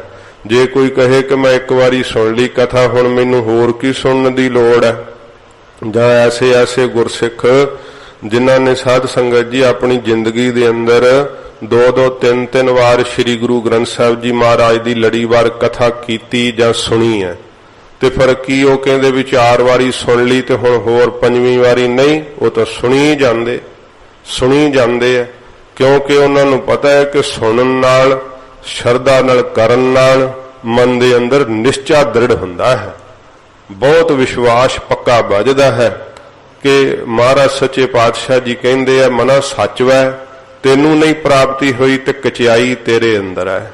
ਇਹ ਕਚਿਆਈ ਨੂੰ ਦੂਰ ਕਰ। ਮਹਾਰਾਜ ਦੇ ਉੱਪਰ ਨਿਸ਼ਚਾ ਕਰਕੇ ਭਜਨ ਦਾ ਲੜ ਨਹੀਂ ਛੱਡਦੇ। ਤੇ ਫਿਰ ਸਾਧ ਸੰਗਤ ਜੀ ਉਹ ਮਹਾਰਾਜ ਦੀ ਐਸੀ ਕਲਾ ਵਰਤਦੀ ਹੈ ਕਿ ਜਿਹੜਾ ਹੈ ਨਾ ਅਗੋਚਰ ਪਰਮੇਸ਼ਰ ਉਹ ਫਿਰ ਗੁਰ ਸ਼ਬਦ ਹੀ ਪਕੜਿਆ, ਗੁਰੂ ਸਾਹਿਬ ਦੇ ਸ਼ਬਦ ਦੀ ਕਮਾਈ ਨਾਲ ਉਹ ਫਿਰ ਅੰਦਰ ਆਪਣੇ ਮਨ ਦੇ ਪਕੜ ਲੈਂਦੇ ਆ, ਗ੍ਰਹਿਣ ਕਰ ਲੈਂਦੇ ਆ। ਇਹ ਜੀ ਉਹਨਾਂ ਦੇ ਅੰਦਰ ਫਿਰ ਭਾਵਨਾ ਇਹ ਆ ਜਾਂਦੀ ਹੈ, ਗੁਰੂ ਸਾਹਿਬ ਦੇ ਸ਼ਬਦ ਨੂੰ ਹੀ ਸਭ ਕੁਝ ਸਮਝਦੇ ਆ, ਆਪਾਂ ਕੁਝ ਵੀ ਨਹੀਂ ਜਣਾਉਂਦੇ। ਇਹ ਉਹਨਾਂ ਨੂੰ ਇਹ ਪ੍ਰਾਪਤੀ ਹੁੰਦੀ ਹੈ। ਨਹੀਂ ਤੇ ਮਾਇਆ ਦੇ ਤਿੰਨਾਂ ਗੁਣਾ ਕਰਕੇ ਹਜੂਰ ਕਹਿੰਦੇ ਅਲਖ ਨਾ ਲਖਣਾ ਜਾਈ ਰੇ। ਹੇ ਜੋਗੀ, ਇਹ ਤੇਰਾ ਜਿਹੜਾ ਮਨ ਹੈ ਇਹ ਤਿੰਨਾਂ ਗੁਣਾਂ 'ਚ ਹੀ ਸਮਾਇਆ ਹੈ, ਸਰੀਰ ਵੀ ਤਿੰਨਾਂ ਗੁਣਾਂ 'ਚ ਹੀ ਸਮਾਇਆ ਹੈ, ਜਿਹੜੀ ਤੇਰੀ ਬਾਣੀ ਹੈ ਉਹ ਵੀ ਬੋਲ ਤੇਰੇ ਤਿੰਨਾਂ ਗੁਣਾਂ ਵਾਲੇ ਹੀ ਹੈ।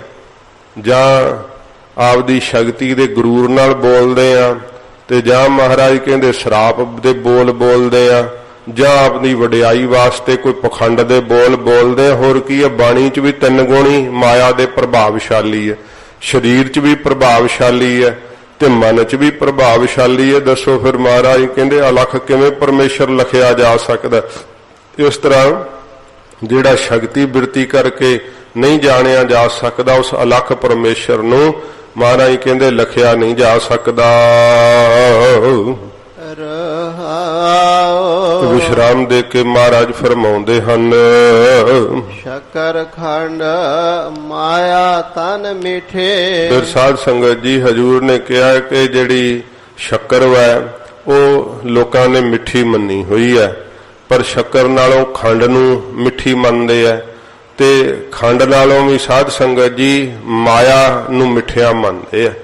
ਜੇ ਕੋਈ ਖਾਣ ਨੂੰ ਨਾ ਦੇਵੇ ਤੇ ਮਾਇਆ ਦੇ ਦੇਵੇ, ਬੜਾ ਮਿੱਠਾ ਲੱਗਦਾ ਹੈ।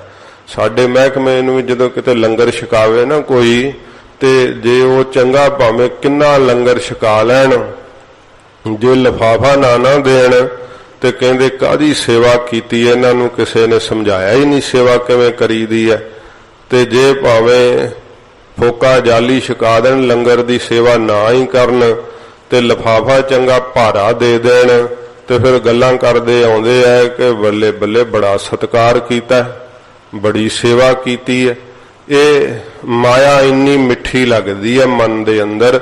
ਤਾਂ ਹਜੂਰ ਫਰਮਾਉਂਦੇ ਹਨ, ਸ਼ੱਕਰ ਖੰਡ ਮਾਇਆ ਤਨ ਮਿੱਠੇ। ਤਨ ਸਰੀਰ ਦੇ ਅੰਦਰ ਸ਼ੱਕਰ ਮਿੱਠੀ ਲੱਗਦੀ ਹੈ ਜ਼ਬਾਨ ਨੂੰ, ਖੰਡ ਵੀ ਮਿੱਠੀ ਲੱਗਦੀ ਹੈ, ਪਰ ਮਾਇਆ ਤਾਂ ਫਿਰ ਇਹਨਾਂ ਦਾ ਮਿੱਠਾ ਤਾਂ ਪਿੱਛੇ ਹੀ ਰਹਿ ਜਾਂਦਾ ਹੈ। ਇੰਨੀ ਭਾਵੇਂ ਵੇਖ ਲਓ ਜ਼ਬਾਨ ਤੇ ਚੱਖਦਾ ਨਹੀਂ ਹੈ ਮਾਇਆ ਨੂੰ, ਪਰ ਫਿਰ ਵੀ ਇਹ ਸਰੀਰ ਨੂੰ ਇੰਨਾ ਰਸ ਦਿੰਦੀ ਹੈ, ਇੰਨਾ ਹਲੂਣਾ ਦਿੰਦੀ ਹੈ। ਉਹ ਕਹਿੰਦੇ ਆ ਨਾ, ਉਹ ਜਿਹੜੀ ਉਵੇਂ ਕੱਪੜੇ ਨੂੰ ਲਾਉਣੀ ਹੁੰਦੀ ਆ, ਪੱਗ ਆਦਿਕ ਨੂੰ ਲਾਉਂਦੇ ਆ, ਮਾਇਆ ਕਹਿੰਦੇ ਆ ਫਿਰ ਉਹ ਕੱਪੜਾ ਜਿਹੜਾ ਪੱਗ ਦਾ ਉਹ ਆਕੜ ਜਾਂਦਾ ਹੈ, ਤੇ ਇਹ ਵੀ ਬੰਦੇ ਨੂੰ ਫਿਰ ਅਕੜਾ ਹੀ ਦਿੰਦੀ, ਉਹ ਆਕੜ ਹੀ ਜਾਂਦਾ ਜਿਹਨੂੰ ਮਾਇਆ ਦਾ ਰਸ ਆਉਣ ਲੱਗ ਪੈਂਦਾ ਹੈ। ਇਹ ਤਨ ਸਰੀਰ ਦੇ ਅੰਦਰ ਹਜੂਰ ਕਹਿੰਦੇ ਸ਼ੱਕਰ ਨਾਲੋਂ ਵੀ ਮਿੱਠੀ ਲੱਗਦੀ ਹੈ, ਖੰਡ ਨਾਲੋਂ ਵੀ ਬਾਹਲੀ ਜ਼ਿਆਦੀ ਜੋਗੀ ਮਿੱਠੀ ਲੱਗਦੀ ਹੈ ਜਿਹੜੀ ਮਾਇਆ ਹੈ। ਹਮ ਤਾਂ ਪੰਡ ਉਚਾਏ ਰੇ। ਹਮ ਤਮਾਮ ਨੇ ਸਤਿਗੁਰੂ ਜੀ ਕਹਿੰਦੇ ਇਹ ਮਾਇਆ ਦੀ ਵਾਸ਼ਨਾ ਰੂਪੀ ਪੰਡ ਉਚਾਈ ਰੇ, ਚੱਕੀ ਹੋਈ ਹੈ। ਮਾਇਆ ਦੀ ਵਾਸ਼ਨਾ ਛੁੱਟਦੀ ਹੀ ਨਹੀਂ।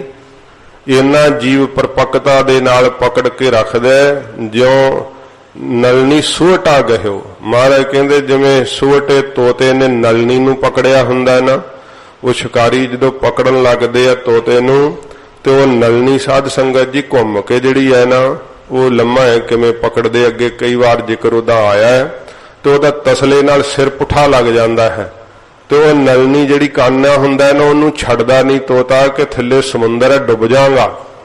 ਤੇ ਕਿਵੇਂ ਵੇਖ ਲੋ ਉਹਦੇ ਖੰਭ ਹੁੰਦੇ ਆ, ਉੱਡ ਵੀ ਸਕਦਾ ਹੈ ਛੱਡ ਕੇ, ਪਰ ਉਹਨੂੰ ਡਰ ਹੈ ਕਿ ਜੇ ਮੈਂ ਨਲਨੀ ਛੱਡਤੀ ਤੇ ਡੁੱਬ ਜਾਵਾਂਗਾ। ਸ਼ਿਕਾਰੀ ਬੜੇ ਆਰਾਮ ਨਾਲ ਆ ਕੇ ਤੋਤੇ ਨੂੰ ਪਕੜ ਲੈਂਦੇ, ਐਵੇਂ ਪਕੜਦੇ ਤੋਤਾ। ਇਹ ਸਾਧ ਸੰਗਤ ਜੀ ਜੀਵ ਰੂਪੀ ਤੋਤਾ ਹੈ, ਮਾਇਆ ਰੂਪੀ ਨਲਨੀ ਹੈ। ਇਹ ਸੰਸਾਰ ਦੇ ਅੰਦਰ ਜਿਹੜਾ ਨਾ ਸੰਸਾਰ ਸਮੁੰਦਰ ਦੀ ਨਿਆਈ, ਇਹ ਜੀਵ ਮਾਇਆ ਦੇ ਰਸ ਨਾਲ ਪੁੱਠਾ ਲਟਕਿਆ ਹੋਇਆ ਹੈ, ਤੇ ਇਹ ਨਲਨੀ ਨੂੰ ਆਪਣੇ ਮਨ ਰੂਪੀ ਹੱਥਾਂ ਨਾਲ ਪਕੜਿਆ ਹੋਇਆ, ਮਾਇਆ ਰੂਪੀ ਨਲਨੀ ਨੂੰ। ਸੋਚਦਾ ਮਾਇਆ ਛੱਡਤੀ ਮਰ ਜਾਾਂਗੇ। ਇਹ ਤੇ ਐਵੇਂ ਗੱਲਾਂ ਹੀ ਕਰਦੇ ਆ, ਕੌਣ ਮਾਇਆ ਨੂੰ ਛੱਡ ਸਕਿਆ ਹੈ। ਮਾਇਆ ਨਾਲ ਹੀ ਸਭ ਕੁਝ ਹੁੰਦਾ ਹੈ। ਤੇ ਕਈ ਬੜਾ ਉਪਦੇਸ਼ ਮਾਇਆ ਦਾ ਹੀ ਦਿੰਦੇ ਆ ਸਾਧ ਸੰਗਤ ਜੀ। ਇਸ ਤਰ੍ਹਾਂ ਉਹ ਕਹਿੰਦੇ ਨਾ ਨਾ ਇਹ ਗੱਲਾਂ ਕਹਿਣ ਨੂੰ ਹੁੰਦੀਆਂ, ਮਾਇਆ ਛੱਡੀ ਥੋੜੋ ਜਾਂਦੀ, ਮਾਇਆ ਨਹੀਂ ਛੁਟਕਦੀ ਹੈ ਤੇ ਕਾਲ ਰੂਪੀ ਸ਼ਿਕਾਰੀ ਫਿਰ ਆ ਕਰਕੇ ਪਕੜ ਲੈਂਦਾ ਹੈ। ਹਜੂਰ ਕਹਿੰਦੇ ਹਮ ਤਾਂ ਪੰਡ ਉਚਾਈ ਰੇ, ਹਮ ਤਮਾਮ ਜਿੰਨੇ ਜੀਵ ਹੈ ਨਾ ਉਹਨਾਂ ਨੇ ਮਾਇਆ ਦੀ ਇੱਛਾ ਰੂਪੀ ਪੰਡ ਜਿਹੜੀ ਹੈ ਚੱਕੀ ਹੋਈ ਹੈ। ਤੇ ਜੇ ਹੈਗੀ ਹੈ ਕੋਲ ਤੇ ਫਿਰ ਵੀ ਇੱਛਾ ਕਰਦਾ ਹੈ ਕਿ ਇਸ ਤੋਂ ਜ਼ਿਆਦਾ ਚਾਹੀਦੀ ਹੈ, ਇਹ ਘੱਟ ਹੈ। ਜਿਹਦੇ ਕੋਲ ਹੈ ਨਹੀਂ ਉਹ ਤਾਂ ਭਰਮਦਾ ਹੀ ਹੈ, ਜਿਹਦੇ ਕੋਲ ਹੈਗੀ ਵੀ ਆ ਉਹਨੂੰ ਵੀ ਸੰਤੋਖ ਨਹੀਂ ਹੈਗਾ ਉੱਥੇ। ਉਹ ਕਹਿੰਦਾ ਇਹ ਤਾਂ ਚੱਲ ਹੈਗੀ ਆ, ਹੁਣ ਹੋਰ ਕਮਾਈਏ।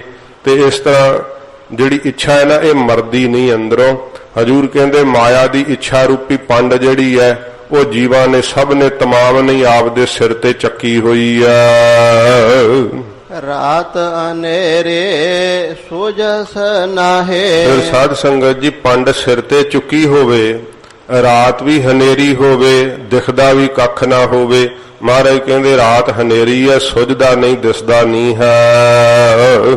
ਲਜ ਟੂਕਸ ਮੂਸਾ ਭਾਈ ਰੇ। ਫਿਰ ਜੇ ਰਸਤੇ ਵਿੱਚ ਖਾਈ ਹੋਵੇ ਨਾ ਤੇ ਖਾਈਆਂ ਦੇ ਲਾਗੋਂ ਦੀ ਲੰਘਣ ਨੂੰ ਨਾ ਲੱਜ ਬੰਨੀ ਹੁੰਦੀ ਹੈ ਤੇ ਲੱਜ ਨੂੰ ਪਕੜ ਪਕੜ ਕੇ ਰਾਹਗੀਰ ਜਿਹੜੇ ਉਹ ਲੰਘ ਜਾਂਦੇ ਆ ਕਿ ਖਾਈ 'ਚ ਨਾ ਕੋਈ ਡਿੱਗੇ। ਤੇ ਜਿਹੜੀ ਉਹ ਲੱਜ ਹੈ ਉਹਨੂੰ ਮਹਾਰਾਜ ਕਹਿੰਦੇ ਚੂਹੇ ਟੁੱਕ ਰਹੇ ਆ।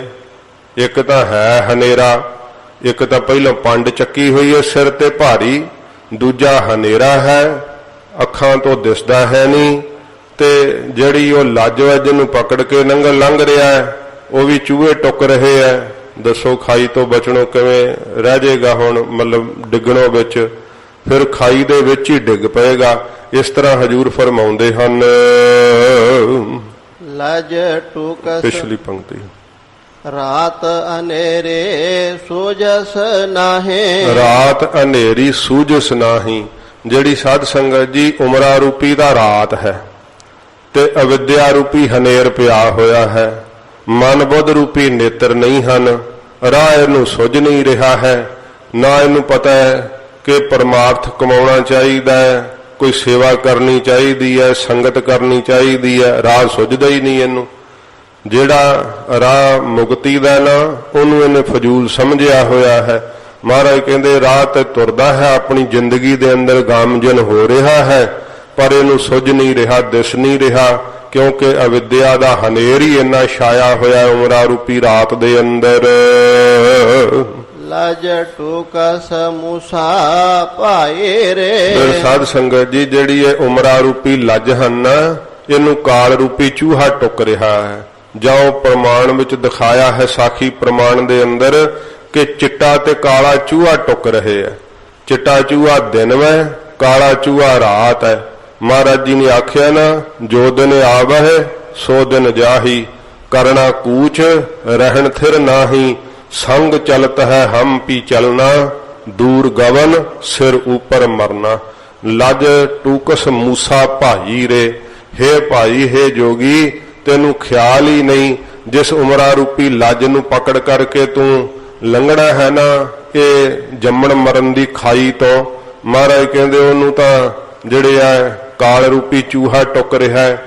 ਦਿਨ ਤੇ ਰਾਤ ਦੀ ਸੰਗਿਆ ਜਿਹੜੀ ਹੈ ਕਾਲਾ ਚੂਹਾ ਤੇ ਚਿੱਟਾ ਚੂਹਾ ਇਹ ਟੁੱਕ ਰਹੇ ਹੈ।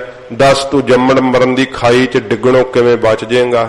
ਨਹੀਂ ਬਚ ਸਕਦਾ ਨਾ। ਇੱਕ ਤਾਂ ਸਿਰ ਤੇ ਪੰਡ ਚੱਕੀ ਹੋਈ ਹੈ ਮਾਇਆ ਦੀ ਇੱਛਾ ਰੂਪ, ਦੂਸਰਾ ਹਨੇਰ ਇੰਨਾ ਛਾਇਆ ਹੋਇਆ ਅਵਿਦਿਆ ਦਾ, ਅੱਖਾਂ ਨਾਲ ਸੁੱਝਦਾ ਨਹੀਂ, ਮਨ ਬੁੱਧ ਰੂਪੀ ਨੇਤਰ ਹੈ ਨਹੀਂ, ਦਿਸਦਾ ਹੈ ਹੀ ਨਹੀਂ। ਤੇ ਦੂਜੀ ਜਿਹੜੀ ਲੱਜ ਨੂੰ ਪਕੜਿਆ ਹੋਇਆ ਉਹਨੂੰ ਚੂਹੇ ਟੁੱਕ ਰਹੇ ਹੈ, ਭਾਵ ਕਾਲ ਖਾ ਰਿਹਾ ਉਮਰਾ ਰੂਪੀ ਲੱਜ ਨੂੰ। ਫਿਰ ਸਾਧ ਸੰਗਤ ਜੀ ਨਰਕਾ ਰੂਪੀ ਖਾਈ 'ਚ ਮਹਾਰਾਜ ਕਹਿੰਦੇ ਜੋਗੀ ਡਿੱਗ ਜਾਂਦਾ ਜੀਵ। ਮਨ ਮੁਖ ਕਰਹਿ ਤੇ ਤਾ ਦੁਖ ਲਾਗੈ। ਮਨਮੁਖ ਜਿੰਨੇ ਮੰਦ ਕਰਮ ਕਰਦੇ ਆ ਨਾ ਓਨਾ ਹੀ ਉਹਨਾਂ ਨੂੰ ਦੁੱਖ ਲੱਗਦਾ। ਫਿਰ ਜਿੰਨਾ ਕਿਸੇ ਨੂੰ ਦੁੱਖ ਦਿੰਦੇ ਆ ਨਾ, ਕੌੜਾ ਬੋਲਦੇ ਆ, ਦਿਲ ਦਿਖਾਉਂਦੇ ਆ, ਜਾਂ ਮਾਰ ਕੁਟਾਈ ਕਰਦੇ ਆ, ਜਾਂ ਧਨ ਚੁਰਾਉਂਦੇ ਆ, ਇਸ ਤਰ੍ਹਾਂ ਓਨਾ ਹੀ ਸਾਧ ਸੰਗਤ ਜੀ ਉਹਨਾਂ ਮਨਮੁਖਾਂ ਨੂੰ ਫਿਰ ਦੁੱਖ ਸਹਿਣਾ ਪੈਂਦਾ ਹੈ। ਜਿੰਨਾ ਉਹ ਮੰਦ ਕਰਮ ਕਰਦੇ ਆ, ਬੁਰਾ ਕਰਮ ਕਰਦੇ ਆ, ਤੇਤਾ ਦੁੱਖ ਲੱਗਾ। ਮਹਾਰਾਜ ਨੇ ਕਿਹਾ ਓਨਾ ਹੀ ਦੁੱਖ ਫਿਰ ਉਹਨਾਂ ਨੂੰ ਵੀ ਲੱਗਦਾ, ਸਹਿਣਾ ਪੈਂਦਾ ਏ। ਗੁਰਮੁਖ ਮਿਲੈ ਵਡਾਏ ਰੇ। ਜਿਹੜੇ ਗੁਰਮੁਖ ਹੈ ਉਹ ਪਰਉਪਕਾਰੀ ਹੁੰਦੇ ਐ, ਕਦੇ ਕਿਸੇ ਦਾ ਬੁਰਾ ਨਹੀਂ ਤੱਕਦੇ, ਸਭ ਦਾ ਭਲਾ ਮੰਗਦੇ ਐ। ਇਸ ਕਰਕੇ ਜੇ ਕੋਈ ਉਹਨਾਂ ਕੋਲ ਆ ਵੀ ਜਾਵੇ ਤੇ ਉਹਨੂੰ ਵੀ ਸਾਧ ਸੰਗਤ ਜੀ ਸੁਖੀ ਕਰਨ ਦਾ ਯਤਨ ਕਰਦੇ ਆ, ਦੁੱਖ ਨਿਵਰਤ ਕਰਨ ਦਾ ਯਤਨ ਕਰਦੇ ਆ।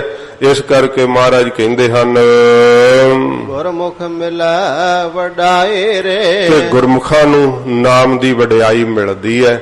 ਮੁਖੀ ਗੁਰੂ ਜੀ ਤੋਂ ਉਹਨਾਂ ਨੂੰ ਬ੍ਰਹਮ ਗਿਆਨ ਰੂਪੀ ਵਡਿਆਈ ਜਿਹੜੀ ਹੈ ਫਿਰ ਪ੍ਰਾਪਤ ਹੁੰਦੀ ਹੈ। ਆਪਣੇ ਨਿਜ ਸਰੂਪ ਦੇ ਗਿਆਨ ਰੂਪੀ ਵਡਿਆਈ ਪਾਉਂਦੇ ਹੈ। ਬ੍ਰਹਮਾ ਆਨੰਦ ਦੀ ਵਡਿਆਈ ਜਿਹੜੀ ਹੈ ਫਿਰ ਪਾਉਂਦੇ ਹੈ ਪੂਰੇ ਗੁਰੂ ਜੀ ਤੋਂ। ਜੋ ਤਿਨ ਕੀਆ ਸੋਏ ਹੋਆ। ਹਜ਼ੂਰ ਕਹਿੰਦੇ ਜੋ ਭਾਈ ਪਰਮੇਸ਼ਰ ਨੇ ਕੀਤਾ ਉਹੋ ਹੀ ਹੋਇਆ ਹੈ। ਫਿਰ ਪੜ੍ਹ ਦਿਓ। ਜੋ ਤਿਨ ਕੀਆ ਸੋਏ ਹੋਆ। ਜੋ ਪਰਮੇਸ਼ਰ ਨੇ ਮਹਾਰਾਜ ਕਹਿੰਦੇ ਕੀਤਾ ਨਾ ਕਰਮ ਰੂਪੀ ਲੇਖ ਪਾਇਆ ਹੈ ਜੀਵ ਦੇ ਮਸਤਕ ਦੇ ਅੰਦਰ, ਤੇ ਉਹ ਲਿਖੇ ਹੋਏ ਲੇਖਾਂ ਦੇ ਮੁਤਾਬਕ ਹੀ ਮਹਾਰਾਜ ਨੇ ਕਿਹਾ ਹੁੰਦਾ ਏ। ਕਿਰਤ ਨਾ ਮਿਟਿਆ ਜਾਏ ਰੇ। ਜਿਹੜਾ ਕਿਰਤ ਹੈ ਨਾ ਲਿਖਿਆ ਹੋਇਆ ਵਾਹਿਗੁਰੂ ਦਾ ਲੇਖ, ਉਹ ਮਹਾਰਾਜ ਕਹਿੰਦੇ ਮਿਟਿਆ ਨਹੀਂ ਜਾਂਦਾ ਭਾਈ ਕਿਸੇ ਕੋਲੋਂ ਵੀ।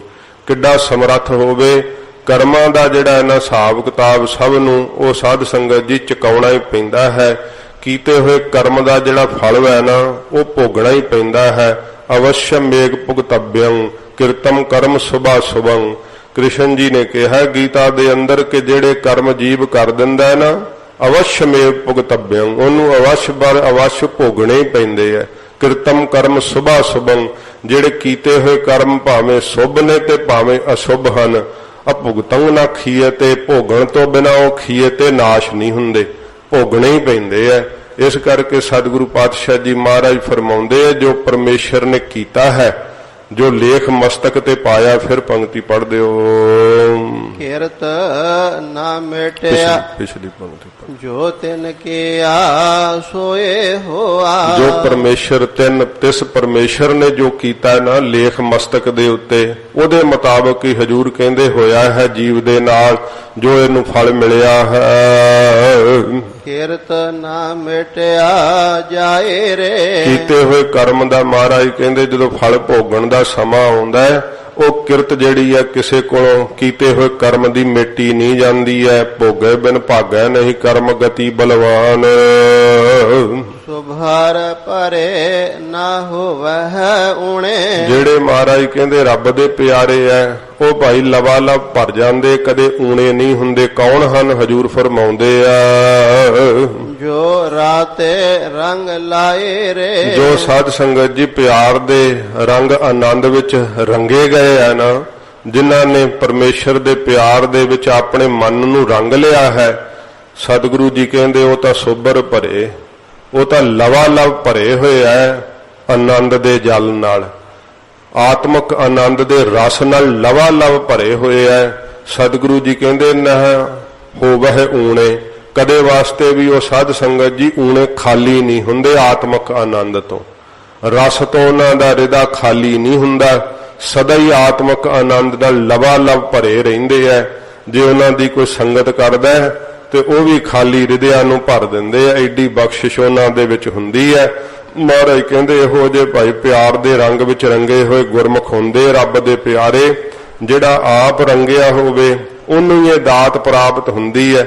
ਜੋਗੀ ਦਾ ਆਪ ਦਾ ਵਿਚਾਰੇ ਦਾ ਹੁਣ ਦਿਲ ਜਿਹੜਾ ਅੰਦਰੋਂ ਹਿਰਦਾ ਖਾਲੀ ਹੈ, ਸੱਚੇ ਪਾਤਸ਼ਾਹ ਜੀ ਮਹਾਰਾਜ ਨੂੰ ਕਹਿ ਰਿਹਾ ਕਿ ਦਵਾਈਆਂ ਬੜੀਆਂ ਚੰਗੀਆਂ ਉਹ ਸਿੱਖੋ, ਤੇ ਸਤਿਗੁਰੂ ਜੀ ਨੇ ਵੇਖੋ ਸਿੱਖਿਆ ਦਿੱਤੀ ਹੈ। ਮਹਾਰਾਜ ਨੇ ਕਿਹਾ ਜੋਗੀ ਪਰਮੇਸ਼ਰ ਦਾ ਜਿਹੜਾ ਇਹਨਾਂ ਸੁੱਖ ਉਹ ਜੀਵ ਨੂੰ ਜੇ ਪ੍ਰਾਪਤ ਹੋ ਜਾਏ ਤਾਂ ਫਿਰ ਤਾਂ ਸਭ ਕੁਝ ਹੀ ਉਹ ਸਫਲਾ ਹੋ ਜਾਂਦਾ ਉਸ ਦਾ। ਤੇ ਜੇ ਕਰਕੇ ਸੁੱਖ ਨਹੀਂ ਪ੍ਰਾਪਤ ਹੁੰਦਾ, ਅਗਿਆਨੀ ਜੀਵ ਸੰਸਾਰ ਦੀ ਯਾਤਰਾ ਕਰਦਾ ਹੋਇਆ ਜਿਹੜਾ ਨਰਕਾਂ ਰੂਪੀ ਖਾਈ 'ਚ ਫਿਰ ਡਿੱਗ ਪੈਂਦਾ। ਦੁਬਾਰਾ ਮਨੁੱਖਾ ਜਨਮ ਮਿਲਣਾ ਬੜਾ ਦੁਰਲੱਭ ਹੈ। ਤੋ ਸਤਿਗੁਰੂ ਜੀ ਨੇ ਕਿਹਾ ਜਿਹੜੇ ਪਿਆਰ ਦੇ ਰੰਗ ਵਿੱਚ ਰੰਗੇ ਹੋਏ ਆ ਨਾ, ਉਹ ਸਦਾ ਹੀ ਸੁਭਰ ਲਵਾ ਲਵ ਭਰੇ ਰਹਿੰਦੇ ਆ। ਉਹਨਾਂ ਦੇ ਹਿਰਦੇ ਆਤਮਕ ਆਨੰਦ ਨਾਲ ਐਸਾ ਉਹਨਾਂ ਨੂੰ ਰਸ ਬਣਿਆ ਰਹਿੰਦਾ, ਕਦੇ ਵੀ ਊਣੇ ਖਾਲੀ ਨਹੀਂ ਹੁੰਦੇ। ਨੇਤਰਾਂ ਤੋਂ ਰਸ ਡੁੱਲਦਾ, ਕੰਨਾਂ ਰਾਹੀਂ ਰਸ ਉਹਨਾਂ ਨੂੰ ਇੰਨਾ ਆਨੰਦ ਪ੍ਰਾਪਤ ਹੁੰਦਾ ਹੈ, ਬ੍ਰਹਮਾ ਨੂੰ ਸਾਰੀ ਜ਼ਿੰਦਗੀ 'ਚ ਉਹਨਾਂ ਆਨੰਦ ਨਹੀਂ ਹੁੰਦਾ ਜਿੰਨਾ ਬ੍ਰਹਮ ਗਿਆਨੀ ਨੂੰ ਅੱਖਾਂ ਦੇ ਖੋਲਣ ਤੇ ਬੰਦ ਕਰਨ ਨਾਲ ਆਨੰਦ ਪ੍ਰਾਪਤ ਹੁੰਦਾ ਹੈ। ਇਹੋ ਜਿਹਾ ਨਿਮਖ ਮਾਤਰ ਵੀ ਆਨੰਦ ਵੇਖ ਲਓ ਬ੍ਰਹਮਾ ਵਰਗਿਆਂ ਨੂੰ ਸਾਰੀ ਉਮਰ 'ਚ ਨਹੀਂ ਪ੍ਰਾਪਤ ਹੁੰਦਾ। ਸਦਾ ਹੀ ਉਹ ਲਵਾ ਲਵ ਆਨੰਦ ਨਾਲ ਰਸ ਨਾਲ ਭਰੇ ਰਹਿੰਦੇ ਐ ਜਿਨ੍ਹਾਂ ਨੇ ਪਿਆਰ ਦੇ ਰੰਗ ਵਿੱਚ ਆਪਣੇ ਮਨ ਨੂੰ ਰੰਗ ਲਿਆ ਏ। ਤਿਨ ਕੇ ਪੰਕ ਹੋਵੈ ਜੇ ਨਾਨਕ। ਧੰਨ ਗੁਰੂ ਨਾਨਕ ਸਾਹਿਬ ਜੀ ਮਹਾਰਾਜ ਕਹਿੰਦੇ ਹੈ ਜੋਗੀ, ਜੇ ਐਸੇ ਰਸੀਏ ਗੁਰਮੁਖਾਂ ਦੇ ਚਰਨਾਂ ਦੀ ਜੇ ਧੂੜ ਹੋ ਜਾਵੇ ਮਨ, ਤਾ ਮੂੜਾ ਕਿਛ ਪਾਏ ਰੇ। ਤਾਂ ਇਹ ਮੂਰਖ ਜੀਵ ਕੁਛ ਗਿਆਨ ਦੀ ਦਾਤ ਪ੍ਰਾਪਤ ਕਰ ਸਕਦਾ ਹੈ, ਤਾਂ ਕਿ ਇਹ ਵੀ ਜੀਵ ਕੁਛ ਫਿਰ ਆਤਮਿਕ ਆਨੰਦ ਦੇ ਰਸ ਨੂੰ ਪ੍ਰਾਪਤ ਕਰ ਸਕਦਾ ਹੈ। ਤਿਨ ਕੀ ਧੂੜ ਹੋਵੇ ਜੇ ਨਾਨਕ। ਫਿਰ ਪੜੋ ਪੰਕਤੀ। ਤਿਨ ਕੇ ਪੰਖ ਹੋਵੇ ਜੇ ਨਾਨਕ।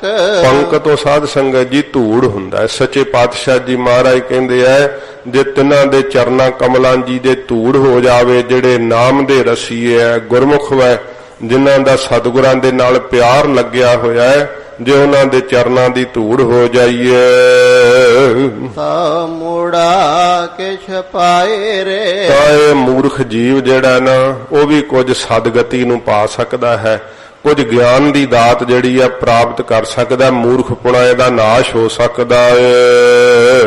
ਗੌੜੇ ਚੇਤੇ ਮਹਲਾ ਪਹਿਲਾ। ਰਾਗ ਗੌੜੀ ਵਿੱਚ ਚੇਤੀ ਜਾਤੀ ਵਿੱਚ ਗੁਰੂ ਨਾਨਕ ਸਾਹਿਬ ਜੀ ਮਹਾਰਾਜ ਬਖਸ਼ਿਸ਼ ਕਰਦੇ ਹਨ।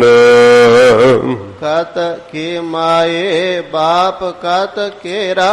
ਸੱਚੇ ਪਾਤਸ਼ਾਹ ਜੀ ਮਹਾਰਾਜ ਜਦੋਂ ਕਰਤਾਰਪੁਰ ਸਾਹਿਬ ਜੀਆਂ ਦਾ ਮਹਾਰਾਜ ਭਲਾ ਕਰਿਆ ਕਰਨ, ਸਤਿਗੁਰੂ ਜੀ ਨੇ ਜਦੋਂ ਇੱਥੇ ਵਿਸ਼ਰਾਮ ਕੀਤਾ ਹੈ, ਬਹੁਤ ਸਾਰੀਆਂ ਸੰਗਤਾਂ ਮਹਾਰਾਜ ਦੇ ਦਰਸ਼ਨ ਕਰਕੇ ਸੰਗਤ ਕਰਕੇ ਲਾਭ ਉਠਾਉਂਦੀਆਂ। ਇੱਕ ਦਾਸਾ ਨਾਮੇ ਭੱਟ ਮਹਾਰਾਜ ਦੀ ਸੇਵਾ ਵਿੱਚ ਰਿਹਾ ਕਰਦੇ। ਸਤਿਗੁਰੂ ਪਾਤਸ਼ਾਹ ਜੀ ਮਹਾਰਾਜ ਜਦੋਂ ਬਾਹਰ ਵਿਚਰਦੇ ਆ ਤਾਂ ਵੀ ਸਿੱਖਾਂ ਸਮੇਤ ਜਿਹੜਾ ਦਾਸਾ ਭੱਟ ਨਾਲ ਹੀ ਮਹਾਰਾਜ ਜੀ ਦੇ ਜਾਣਾ। ਸਤਿਗੁਰੂ ਜੀ ਇਕਾਂਤ ਚਿਤ ਬੈਠੇ ਆ ਤਾਂ ਵੀ ਮਹਾਰਾਜ ਜੀ ਦੇ ਕੋਲ ਹੀ ਚਰਨਾਂ ਵਿੱਚ ਬੈਠਣਾ। ਇੱਕ ਦਿਨ ਮਹਾਰਾਜ ਵਣ ਦੇ ਰੁੱਖ ਥੱਲੇ ਸੱਚੇ ਪਾਤਸ਼ਾਹ ਜੀ ਬੈਠੇ ਹੋਏ ਹਜੂਰ ਆਪਣੀ ਮੌਜ ਵਿੱਚ। ਇਹ ਇਕੱਲਾ ਹੀ ਆ ਦਾਸਾ ਭੱਟ ਮਹਾਰਾਜ ਦੇ ਕੋਲ ਬੈਠਾ ਹੈ ਸਤਿਗੁਰੂ ਜੀ ਦੇ ਸਨਮੁਖ ਹੋ ਕਰਕੇ। ਮਹਾਰਾਜ ਸੱਚੇ ਪਾਤਸ਼ਾਹ ਜੀ ਦੇ ਸੁਤੇ ਸਿੱਧ ਨੇਤਰ ਖੁੱਲੇ ਆ ਤੇ ਹਜੂਰ ਹੱਸ ਪਏ ਆ। ਜਦੋਂ ਮਹਾਰਾਜ ਹੱਸੇ ਆ ਤੇ ਦਾਸਾ ਭੱਟ ਕਹਿੰਦਾ, ਮਹਾਰਾਜ ਆਪ ਹੱਸੇ ਕਿਉਂ?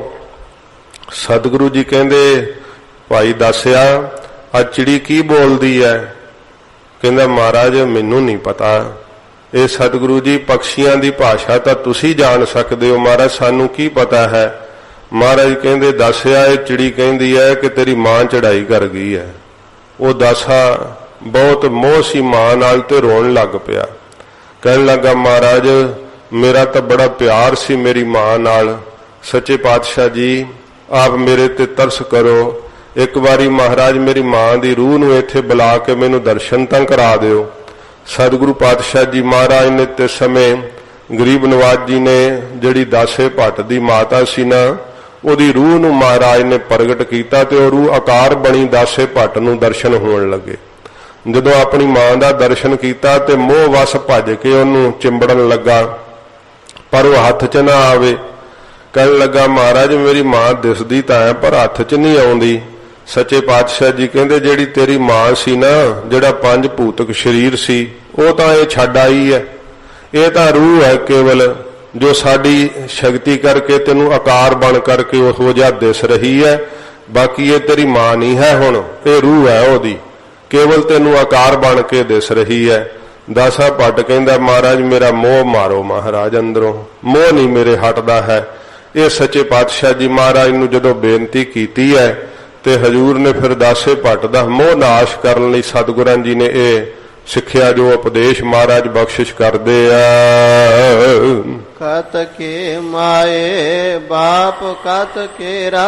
ਸੱਚੇ ਪਾਤਸ਼ਾਹ ਜੀ ਕਹਿੰਦੇ, ਕਤ ਕੀ ਮਾਈ, ਕਦੋਂ ਕਦੀ ਤੇਰੀ ਮਾਈ ਹੈ ਮਾਤਾ ਤੇਰੀ ਜਿਹੜੀ ਹੈ, ਤੇ ਕਦੋਂ ਕਦਾ ਮਹਾਰਾਜ ਕਹਿੰਦੇ ਤੇਰਾ ਜਿਹੜਾ ਬਾਪ ਹੈ, ਇਹ ਜਦੋਂ ਦਾ ਤੈਨੂੰ ਸਰੀਰ ਮਿਲਿਆ ਹੈ ਉਦੋਂ ਦੀ ਤੇਰੀ ਮਾਤਾ ਹੈ ਨਾ, ਕਿ ਸਰੀਰ ਤੋਂ ਪਹਿਲਾਂ ਵੀ ਤੇਰੀ ਮਾਤਾ ਸੀ? ਨਹੀਂ, ਸਰੀਰ ਤੋਂ ਪਹਿਲਾਂ ਤਾਂ ਤੇਰਾ ਕੋਈ ਸੰਬੰਧ ਨਹੀਂ ਸੀ ਇਹਦੇ ਨਾਲ। ਜੇ ਤੇਰਾ ਪਿਤਾ ਹੈ ਤੇ ਉਹ ਵੀ ਮਹਾਰਾਜ ਕਹਿੰਦੇ ਆ ਕਿ ਸਰੀਰ ਜਦੋਂ ਤੈਨੂੰ ਪ੍ਰਾਪਤ ਹੋਇਆ ਹੈ, ਸਰੀਰ ਦੇ ਸੰਬੰਧ ਕਰਕੇ ਹੀ ਤੇਰਾ ਉਹ ਪਿਤਾ ਹੈ।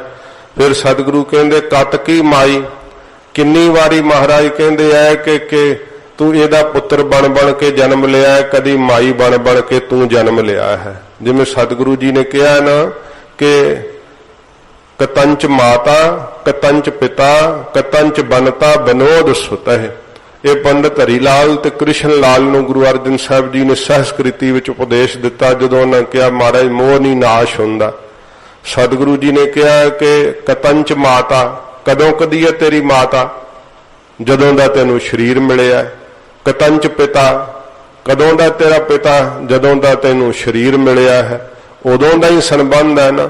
ਬਨਤਾ ਇਸਤਰੀ ਵੀ ਸਰੀਰ ਦੇ ਸੰਬੰਧ ਕਰਕੇ ਹੈ, ਫਿਰ ਪੁੱਤਰ ਵੀ ਸਰੀਰ ਦੇ ਸੰਬੰਧ ਕਰਕੇ ਹੈ।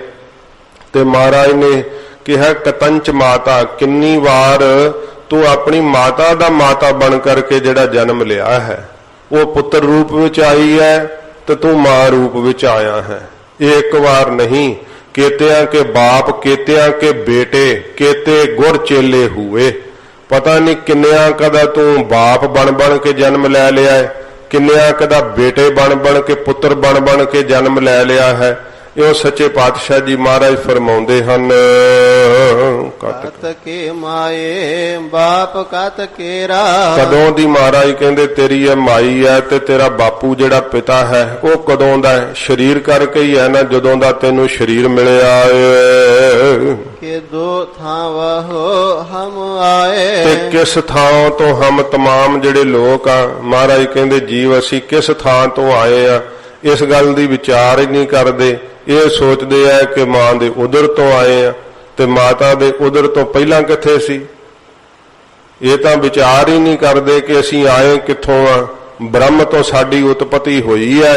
ਇਸ ਗੱਲ ਦੀ ਮਹਾਰਾਜ ਕਹਿੰਦੇ ਵਿਚਾਰ ਜਿਹੜੇ ਆ ਜੀਵ ਨਹੀਂ ਕਰਦੇ ਹਨ ਕਿ ਕਿੱਦੂ ਥਾਵੋ ਹਮ ਆਏ, ਅਸੀਂ ਕਿਸ ਥਾਂ ਤੋਂ ਆਏ ਹਾਂ ਸੰਸਾਰ ਦੇ ਅੰਦਰ। ਅਗਨ ਬਿੰਬ ਜਲ ਭੀਤਰ ਨਿਪਜੇ। ਸਤਿਗੁਰੂ ਜੀ ਕਿੱਥੋਂ ਆਏ? ਮਹਾਰਾਜ ਸੱਚੇ ਪਾਤਸ਼ਾਹ ਜੀ ਕਹਿੰਦੇ ਭਾਈ ਜਦੋਂ ਨਿਪਜਦਾ ਹੈ ਨਾ ਜੀਵ, ਅਗਨ ਕਿਹੜੀ ਹੈ? ਇਹ ਮਾਤਾ ਦੀ ਜਠਰ ਅਗਨੀ ਹੈ। ਤੇ ਫਿਰ ਸਾਧ ਸੰਗਤ ਜੀ ਬਿੰਬ ਜਿਹੜੀ ਬੂੰਦ ਹੈ ਜਲ ਦੀ, ਜਲ ਕਿਹੜਾ? ਪਿਤਾ ਦਾ ਧਾਤੂ। ਇਸ ਪ੍ਰਕਾਰ ਜਿਹੜੀ ਹੈ ਧਾਤੂ ਰੂਪੀ ਬਿੰਬ ਬੂੰਦ ਦੇ ਨਾਲ ਮਾਤਾ ਦੇ ਉਦਰ ਵਿੱਚ ਮਹਾਰਾਜ ਕਹਿੰਦੇ ਭਾਈ ਇਹ ਜੀਵ ਜਿਹੜਾ ਨਿਪਜਦਾ ਹੈ, ਉਥੇ ਇਹ ਜੀਵ ਜਿਹੜਾ ਨਾ 6 ਮਹੀਨੇ ਰਹਿੰਦਾ ਹੈ। ਪਹਿਲੇ 3 ਮਹੀਨੇ ਅੰਗ ਪ੍ਰਤੰਗ ਬਣਦੇ ਹੈ ਤੇ ਫਿਰ 3 ਮਹੀਨਿਆਂ ਬਾਅਦ ਜਿਹੜੀ ਰੂਹ ਹੈ ਉਹ ਅੰਦਰ ਮਹਾਰਾਜ ਕਹਿੰਦੇ ਪ੍ਰਵੇਸ਼ ਕਰਦੀ ਹੈ। ਸਰੀਰ ਦਾ ਲੋਥੜਾ ਜਿੱਥੇ ਬਣਦਾ ਮਹਾਰਾਜ ਕਹਿੰਦੇ ਉੱਥੋਂ ਇਹ ਨਿਪਜ ਪੈਂਦਾ ਹੈ। ਪਰ ਸਰੀਰ ਤੋਂ ਪਹਿਲਾਂ ਵੀ ਜੀਵ ਤਾਂ ਹੁੰਦਾ ਹੀ ਹੈ ਨਾ। ਜਿਹਨੂੰ ਮਹਾਰਾਜ ਆਗਿਆ ਕਰਦੇ, ਇਹ ਨਹੀਂ ਸੋਚਦਾ ਕਿ ਕਿੱਦੂ ਥਾਵੋ ਹਮ ਆਏ, ਕਿ ਅਸੀਂ ਕਿਹੜੇ ਥਾਂ ਤੋਂ ਆਏ ਆ। ਉਹ ਸੋਚਦਾ ਕਿ ਨਹੀਂ ਮਾਤਾ ਦੇ ਉਦਰ ਚੋਂ ਹੀ ਆਇਆ, ਜਨਮ ਹੋਇਆ ਹੈ। ਮਹਾਰਾਜ ਕਹਿੰਦੇ ਉਸ ਤੋਂ ਪਹਿਲਾਂ ਵੀ ਸੀਗਾ, ਜਦੋਂ ਮਾਤਾ ਦੇ ਉਦਰ ਵਿੱਚ ਹੋਂਦ ਨਹੀਂ ਸੀ ਬਣੀ। ਅਗਨ ਬਿੰਬ ਜਲ ਭੀਤਰ ਨਿਪਜੇ।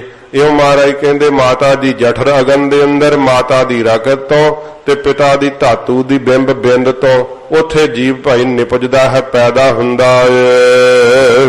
ਕਾਹੇ ਕੰਮ ਉਪਾਏ। ਇਹ ਜੀਵ ਸੋਚਦਾ ਹੀ ਨਹੀਂ ਕਿ ਕਿਸ ਕੰਮ ਵਾਸਤੇ ਮੈਨੂੰ ਪਰਮੇਸ਼ਰ ਨੇ ਉਪਾਇਆ ਪੈਦਾ ਕੀਤਾ ਹੈ। ਇਸੇ ਪ੍ਰਕਾਰ ਹੀ ਅਗਨ ਬਿੰਬ ਜਲ ਭੀਤਰ ਨਿਪਜੇ। ਸਾਧ ਸੰਗਤ ਜੀ ਅਗਨ ਜਿਹੜੀ ਅੱਗ ਹੁੰਦੀ ਹੈ ਨਾ, ਅੱਗ ਜਦੋਂ ਬਲਦੀ ਹੈ ਤੇ ਉਹਦੇ ਚੰਗਿਆੜੇ ਜਿਹੜੇ ਆ ਉਹ ਅੱਗ ਤੋਂ ਵੱਖਰੇ ਭਾਸਣ ਲੱਗ ਪੈਂਦੇ, ਦਿਸ ਪੈਂਦੇ ਆ। ਪਰ ਕਿੰਨਾ ਕੁ ਚਿਰ ਹੁੰਦੇ ਆ? ਉਹ ਚੰਗਿਆੜੇ ਨਾਲ ਹੀ ਸਮਾਪਤ ਹੋ ਜਾਂਦੇ ਆ, ਪਰ ਦਿਸਦੇ ਐ। ਅਗਨ ਰੂਪ ਪਰਮੇਸ਼ਰ ਆਪ ਵੈ ਤੇ ਇਹ ਜੀਵ ਚੰਗਿਆੜਿਆਂ ਦੀ ਨਿਆਈ ਉਸ ਪ੍ਰਕਾਸ਼ ਰੂਪ ਬ੍ਰਹਮ ਤੋਂ ਸਾਧ ਸੰਗਤ ਜੀ ਉਤਪੰਨ ਹੋਏ ਆ।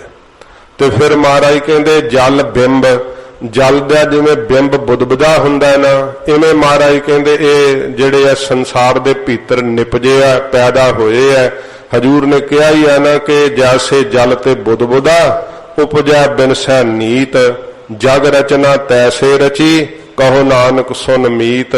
ਜਿਵੇਂ ਜਲ ਦੇ ਉੱਤੇ ਬਿੰਬ ਬੁਲਬੁਲੇ ਬਣਦੇ ਐ, ਇਸ ਤਰ੍ਹਾਂ ਮਹਾਰਾਜ ਕਹਿੰਦੇ ਜਲ ਰੂਪ ਤਾਂ ਬ੍ਰਹਮ ਆਪ ਵੈ ਤੇ ਬੁਲਬੁਲਾ ਰੂਪ ਇਹ ਜੀਵ ਬਣਿਆ ਹੋਇਆ ਹੈ। ਇਸ ਤਰ੍ਹਾਂ ਸੰਸਾਰ ਦੇ ਅੰਦਰ ਭੀਤਰ ਅੰਦਰ ਇਹ ਨਿਪਜੇ ਆ, ਪੈਦਾ ਹੋਏ ਐ। ਤੇ ਜੇ ਵੇਖੀਏ ਤੇ ਅੱਗ ਦੇ ਚੰਗਿਆੜੇ ਦੀ ਕਿੰਨੀ ਕਾਜੂ ਹੈ, ਜਲ ਦੇ ਬੁੱਧਬਦੇ ਦੀ ਕਿੰਨੀ ਕਾਜੂ ਹੈ। ਇਹ ਜੀਵ ਇਸ ਤਰ੍ਹਾਂ ਮਹਾਰਾਜ ਕਹਿੰਦੇ ਭਾਈ ਬ੍ਰਹਮ ਤੋਂ ਬਣੇ ਆ। ਕਾਹੇ ਕੰਮ ਉਪਾਏ, ਕਾਹੇ ਕਿਹੜੇ ਕੰਮ ਵਾਸਤੇ ਵਾਹਿਗੁਰੂ ਨੇ ਸਾਨੂੰ ਉਪਾਇਆ ਪੈਦਾ ਕੀਤਾ, ਇਹ ਭੁੱਲ ਹੀ ਗਏ ਹੈ ਕਿ ਭਈ ਪ੍ਰਾਪਤ ਮਾਨੁਖ ਦੇਹੁਰੀਆ, ਗੋਬਿੰਦ ਮਿਲਣ ਕੀ ਇਹ ਤੇਰੀ ਬਰੀਆ। ਇਹ ਚੇਤਾ ਹੀ ਭੁੱਲ ਗਿਆ ਕਿ ਕਿਹੜੇ ਕੰਮ ਵਾਸਤੇ ਪਰਮੇਸ਼ਰ ਨੇ ਸਾਨੂੰ ਉਪਾਇਆ ਪੈਦਾ ਕੀਤਾ ਹੈ। ਭੁੱਲਿਆ ਹੋਇਆ ਜੀਵ ਵਿਸ਼ਿਆਂ ਨੂੰ ਭੋਗਣ 'ਚ ਲੱਗਾ ਹੈ, ਪਸ਼ੂਆਂ ਵਾਲੀ ਕ੍ਰੀੜਾ ਕਰਦਾ ਰਹਿੰਦਾ ਹੈ ਕਿ ਇਹ ਕੰਮ ਜਿਹੜੇ ਹੈ ਵਿਸ਼ੇ ਭੋਗਣ ਵਾਸਤੇ ਪਰਮੇਸ਼ਰ ਨੇ ਪੈਦਾ ਕੀਤਾ ਹੈ, ਜਾਂ ਜ਼ਬਾਨ ਦੇ ਰਸ, ਅੱਖਾਂ ਦੇ ਰਸ ਤੇ ਕੰਨਾਂ ਦੇ ਰਸ ਲੈਣ ਵਾਸਤੇ ਪਰਮੇਸ਼ਰ ਨੇ ਪੈਦਾ ਕੀਤਾ ਹੈ। ਉਹ ਕਹਿੰਦੇ ਆ ਜਗ ਮਿੱਠਾ ਅਗਲਾ ਕਿਨ ਡਿਠਾ, ਖਾਓ ਪੀਓ ਮੌਜ ਹੰਡਾਓ। ਪਤਾ ਹੀ ਨਹੀਂ ਕਿ ਕਿਹੜੇ ਕੰਮ ਵਾਸਤੇ ਪਰਮੇਸ਼ਰ ਨੇ ਸਾਨੂੰ ਪੈਦਾ ਕੀਤਾ ਹੈ। ਭਜਨ ਕਰਨ ਲਈ ਵਾਹਿਗੁਰੂ ਨੇ ਜਨਮ ਦਿੱਤਾ। ਮਹਾਰਾਜ ਕਹਿੰਦੇ ਭੱਟ ਦੱਸਿਆ, ਇਸ ਕਰਕੇ ਜੀਵ ਨੂੰ ਪਤਾ ਹੀ ਨਹੀਂ ਲੱਗਦਾ ਕਿ ਕਾਹੇ ਕੰਮ ਉਪਾਏ, ਕਿ ਕਿਹੜੇ ਕੰਮ ਵਾਸਤੇ ਪਰਮੇਸ਼ਰ ਨੇ ਸਾਨੂੰ ਉਪਾਇਆ ਪੈਦਾ ਕੀਤਾ, ਜਨਮ ਦਿੱਤਾ। ਮੇਰੇ ਸਾਹਿਬਾ ਕੌਣ ਜਾਣਾ ਗੁਣ ਤੇਰੇ। ਧੰਨ ਗੁਰੂ ਨਾਨਕ ਸਾਹਿਬ ਜੀ ਕਹਿੰਦੇ ਨੇ, ਹੇ ਮੇਰੇ ਸਾਹਿਬ ਮਾਲਕ ਵਾਹਿਗੁਰੂ, ਕੌਣ ਜਾਣ ਸਕਦਾ ਤੇਰੇ ਗੁਣਾਂ ਦੇ ਤਾਈ। ਕਹੇ ਨਾ ਜਾਣੇ ਔਗਣ ਮੇਰੇ, ਜਿਹੜੇ ਮਹਾਰਾਜ ਸਾਡੇ ਔਗਣ ਵੈ ਇਹ ਕਹੇ ਨਹੀਂ ਜਾ ਸਕਦੇ, ਆਪਦੇ ਗੁਣ ਨਹੀਂ ਕਹੇ ਜਾ ਸਕਦੇ। ਇਸੇ ਪ੍ਰਕਾਰ ਹੀ ਮੇਰੇ ਸਾਹਿਬਾ ਕੌਣ ਜਾਣਾ ਗੁਣ ਤੇਰੇ। ਇਹ ਦਾਸਾ ਭਾਟੀ ਕਹਿੰਦਾ ਗੁਰੂ ਨਾਨਕ ਸਾਹਿਬ ਜੀ ਦੇ ਅੱਗੇ ਹੱਥ ਜੋੜ ਕਰਕੇ, ਹੇ ਮੇਰੇ ਸਾਹਿਬਾ, ਹੇ ਮੇਰੇ ਮਾਲਕ ਗੁਰੂ ਨਾਨਕ ਸਾਹਿਬ ਜੀ, ਕੌਣ ਜਾਣ ਸਕਦਾ ਆਪਦੇ ਗੁਣਾਂ ਨੂੰ। ਆਪ ਤਾਂ ਮਹਾਰਾਜ ਸਮਰੱਥ ਹੋ, ਨਿਰੰਕਾਰ ਹੋ, ਸੱਚੇ ਪਾਤਸ਼ਾਹ, ਆਪ ਜੀ ਦੇ ਗੁਣਾਂ ਦਾ ਅੰਤ ਨਹੀਂ ਪਾਇਆ ਜਾ ਸਕਦਾ। ਕਹੇ ਨਾ ਜਾਣੇ ਔਗਣ ਮੇਰੇ, ਮਹਾਰਾਜ ਜਿਹੜੇ ਮੇਰੇ ਔਗਣ ਹੈ ਕਹੇ ਨਹੀਂ ਜਾ ਸਕਦੇ, ਇੰਨੇ ਮੇਰੇ ਵਿੱਚ ਔਗਣ ਹੈ ਸੱਚੇ ਪਾਤਸ਼ਾਹ। ਕਹਿਣ ਲੱਗਾ ਤਾਂ ਮਹਾਰਾਜ ਟੋਟਾ ਪੈ ਜਾਏਗਾ, ਗਿਣੇ ਨਹੀਂ ਜਾ ਸਕਦੇ, ਏਡੇ ਔਗਣਾਂ ਨਾਲ ਭਰਿਆ ਹੋਇਆ ਹਾਂ। ਵਿਸ਼ਰਾਮ ਦੇ ਕੇ ਹਜੂਰ ਫਰਮਾਉਂਦੇ ਹਨ, ਕੇਤੇ ਰੁਖ ਬਿਰਖ ਹਮ ਚੀਨੇ। ਜਦੋਂ ਸੱਚੇ ਪਾਤਸ਼ਾਹ ਜੀ ਨੇ ਉਹ ਆਖਿਆ ਨਾ ਕਿ ਇਹ ਤਾਂ ਕਿੰਨੀ ਵਾਰੀ ਜਿਹੜਾ ਹੈ ਤੂੰ ਆ ਚੁੱਕਿਆ ਸੰਸਾਰ ਦੇ ਅੰਦਰ, ਭਾਈ ਦੱਸਿਆ, ਕਹਿਣ ਲੱਗਾ ਮਹਾਰਾਜ ਜਿਹੜਾ ਮਾਂ ਨਾਲੋਂ ਮੇਰਾ ਮੋਹ ਮਿਟਿਆ ਆਪਨੇ ਕਿਰਪਾ ਕਰਕੇ, ਹੁਣ ਸੱਚੇ ਪਾਤਸ਼ਾਹ ਮਿਹਰ ਕਰੋ, ਫਿਰ ਮੈਨੂੰ ਮੇਰੇ ਜਨਮ ਵੀ ਦਿਖਾ ਦਿਓ। ਸਤਿਗੁਰੂ ਜੀ ਨੇ ਫਿਰ ਸੀਸ ਤੇ ਹੱਥ ਰੱਖਿਆ ਦਾਸੇ ਭੱਟ ਦੇ। ਜਦੋਂ ਗੁਰੂ ਨਾਨਕ ਸਾਹਿਬ ਜੀ ਮਹਾਰਾਜ ਸੀਸ ਰੱਖਿਆ ਨਾ ਤੇ ਵਾਹਿਗੁਰੂ ਸੀਸ ਤੇ ਹੱਥ ਰੱਖਿਆ ਤੇ ਦਾਸੇ ਭੱਟ ਨੂੰ ਫਿਰ ਸਾਰੇ ਜਨਮ ਦਿਸੇ।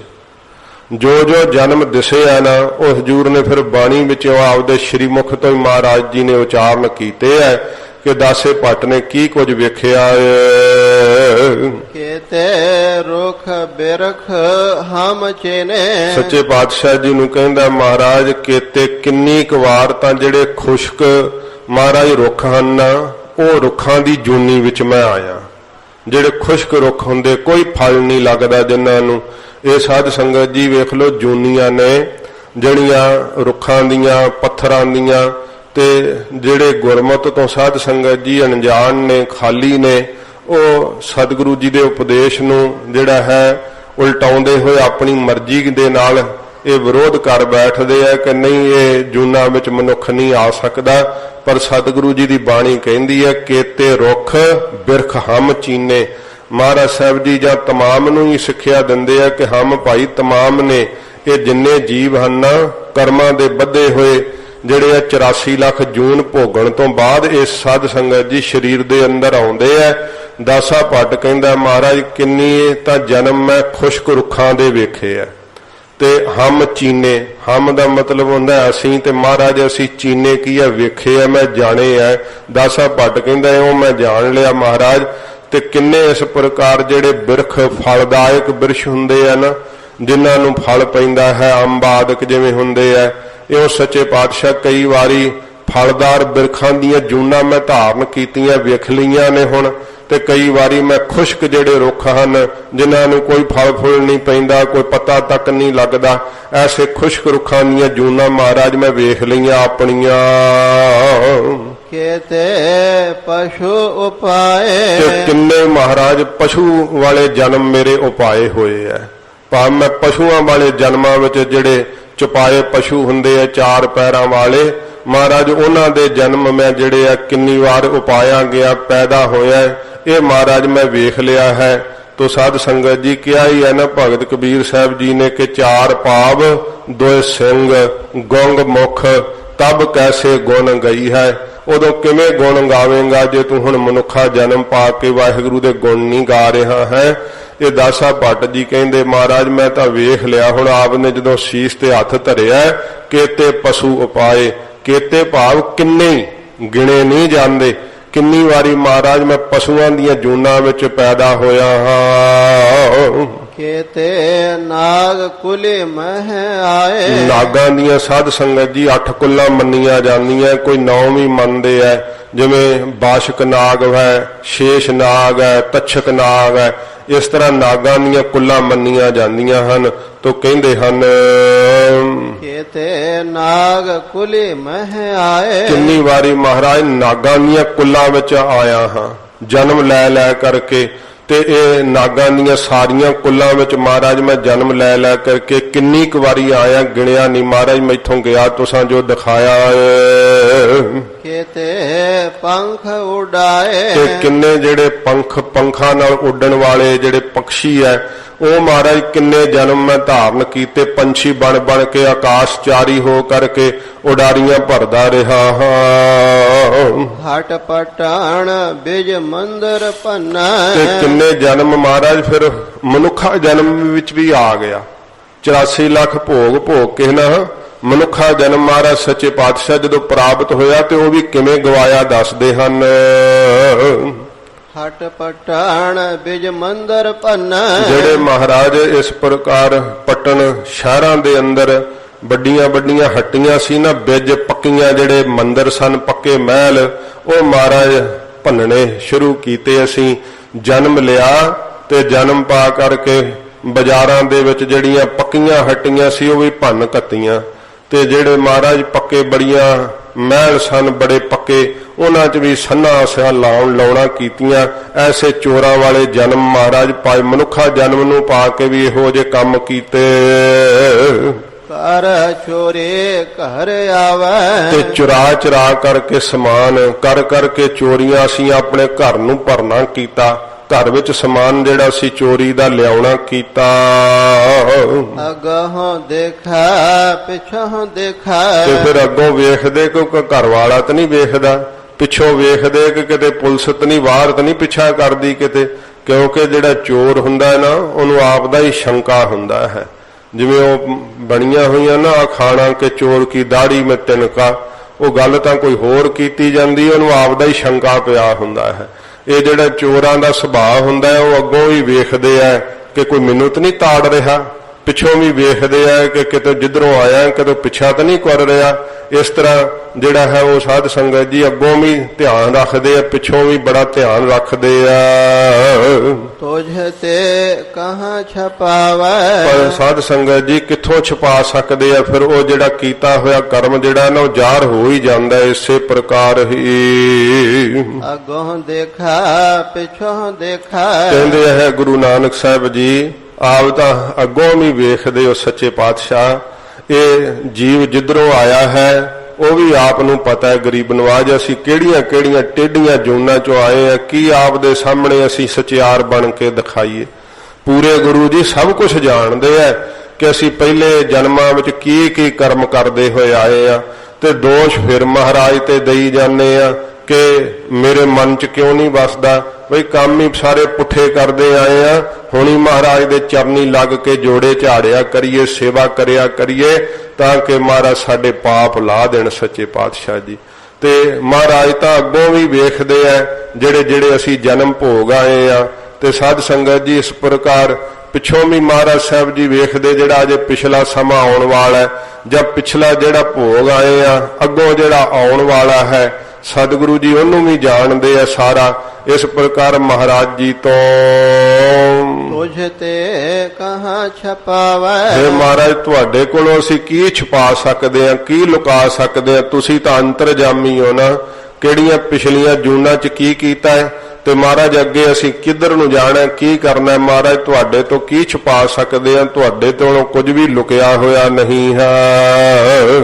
ਤਟ ਤੀਰਥ ਹਮ ਨਵ ਖੰਡ ਦੇਖੇ। ਕਈ ਜਨਮ ਫਿਰ ਮਹਾਰਾਜ ਇਹੋ ਜਿਹੇ ਵੇਖੇ ਕਿ ਅਸੀਂ ਤੀਰਥਾਂ ਦੇ ਤੱਟ ਕੰਢਿਆਂ ਤੇ ਬੜੇ ਤਪਸਵੀ ਹੋ ਕੇ ਬਣ ਕੇ ਬੈਠ ਗਏ, ਬੜੀਆਂ ਮਾਲਾਂ ਫੇਰਦੇ ਰਹੇ। ਇਹ ਦਾਸੇ ਭੱਟ ਨੇ ਜਿਹੜੇ ਜਨਮ ਵੇਖੇ ਉਹ ਦੱਸ ਰਿਹਾ, ਪਰ ਮੁਕਤ ਵੇਖ ਲੋ ਫਿਰ ਵੀ ਨਹੀਂ ਹੋਈ ਨਾ। ਗੁਰੂ ਨਾਨਕ ਸਾਹਿਬ ਦੇ ਚਰਨਾਂ 'ਚ ਹੀ ਆ ਕੇ ਮੁਕਤ ਪਾਈ ਹੈ। ਜਦੋਂ ਸਤਿਗੁਰਾਂ ਸੀਸ ਤੇ ਹੱਥ ਰੱਖਿਆ ਤੇ ਫਿਰ ਮਹਾਰਾਜ ਸਾਹਿਬ ਦੀ ਕਿਰਪਾ ਨਾਲ ਸਭ ਕੁਝ ਜਾਣ ਲਿਆ।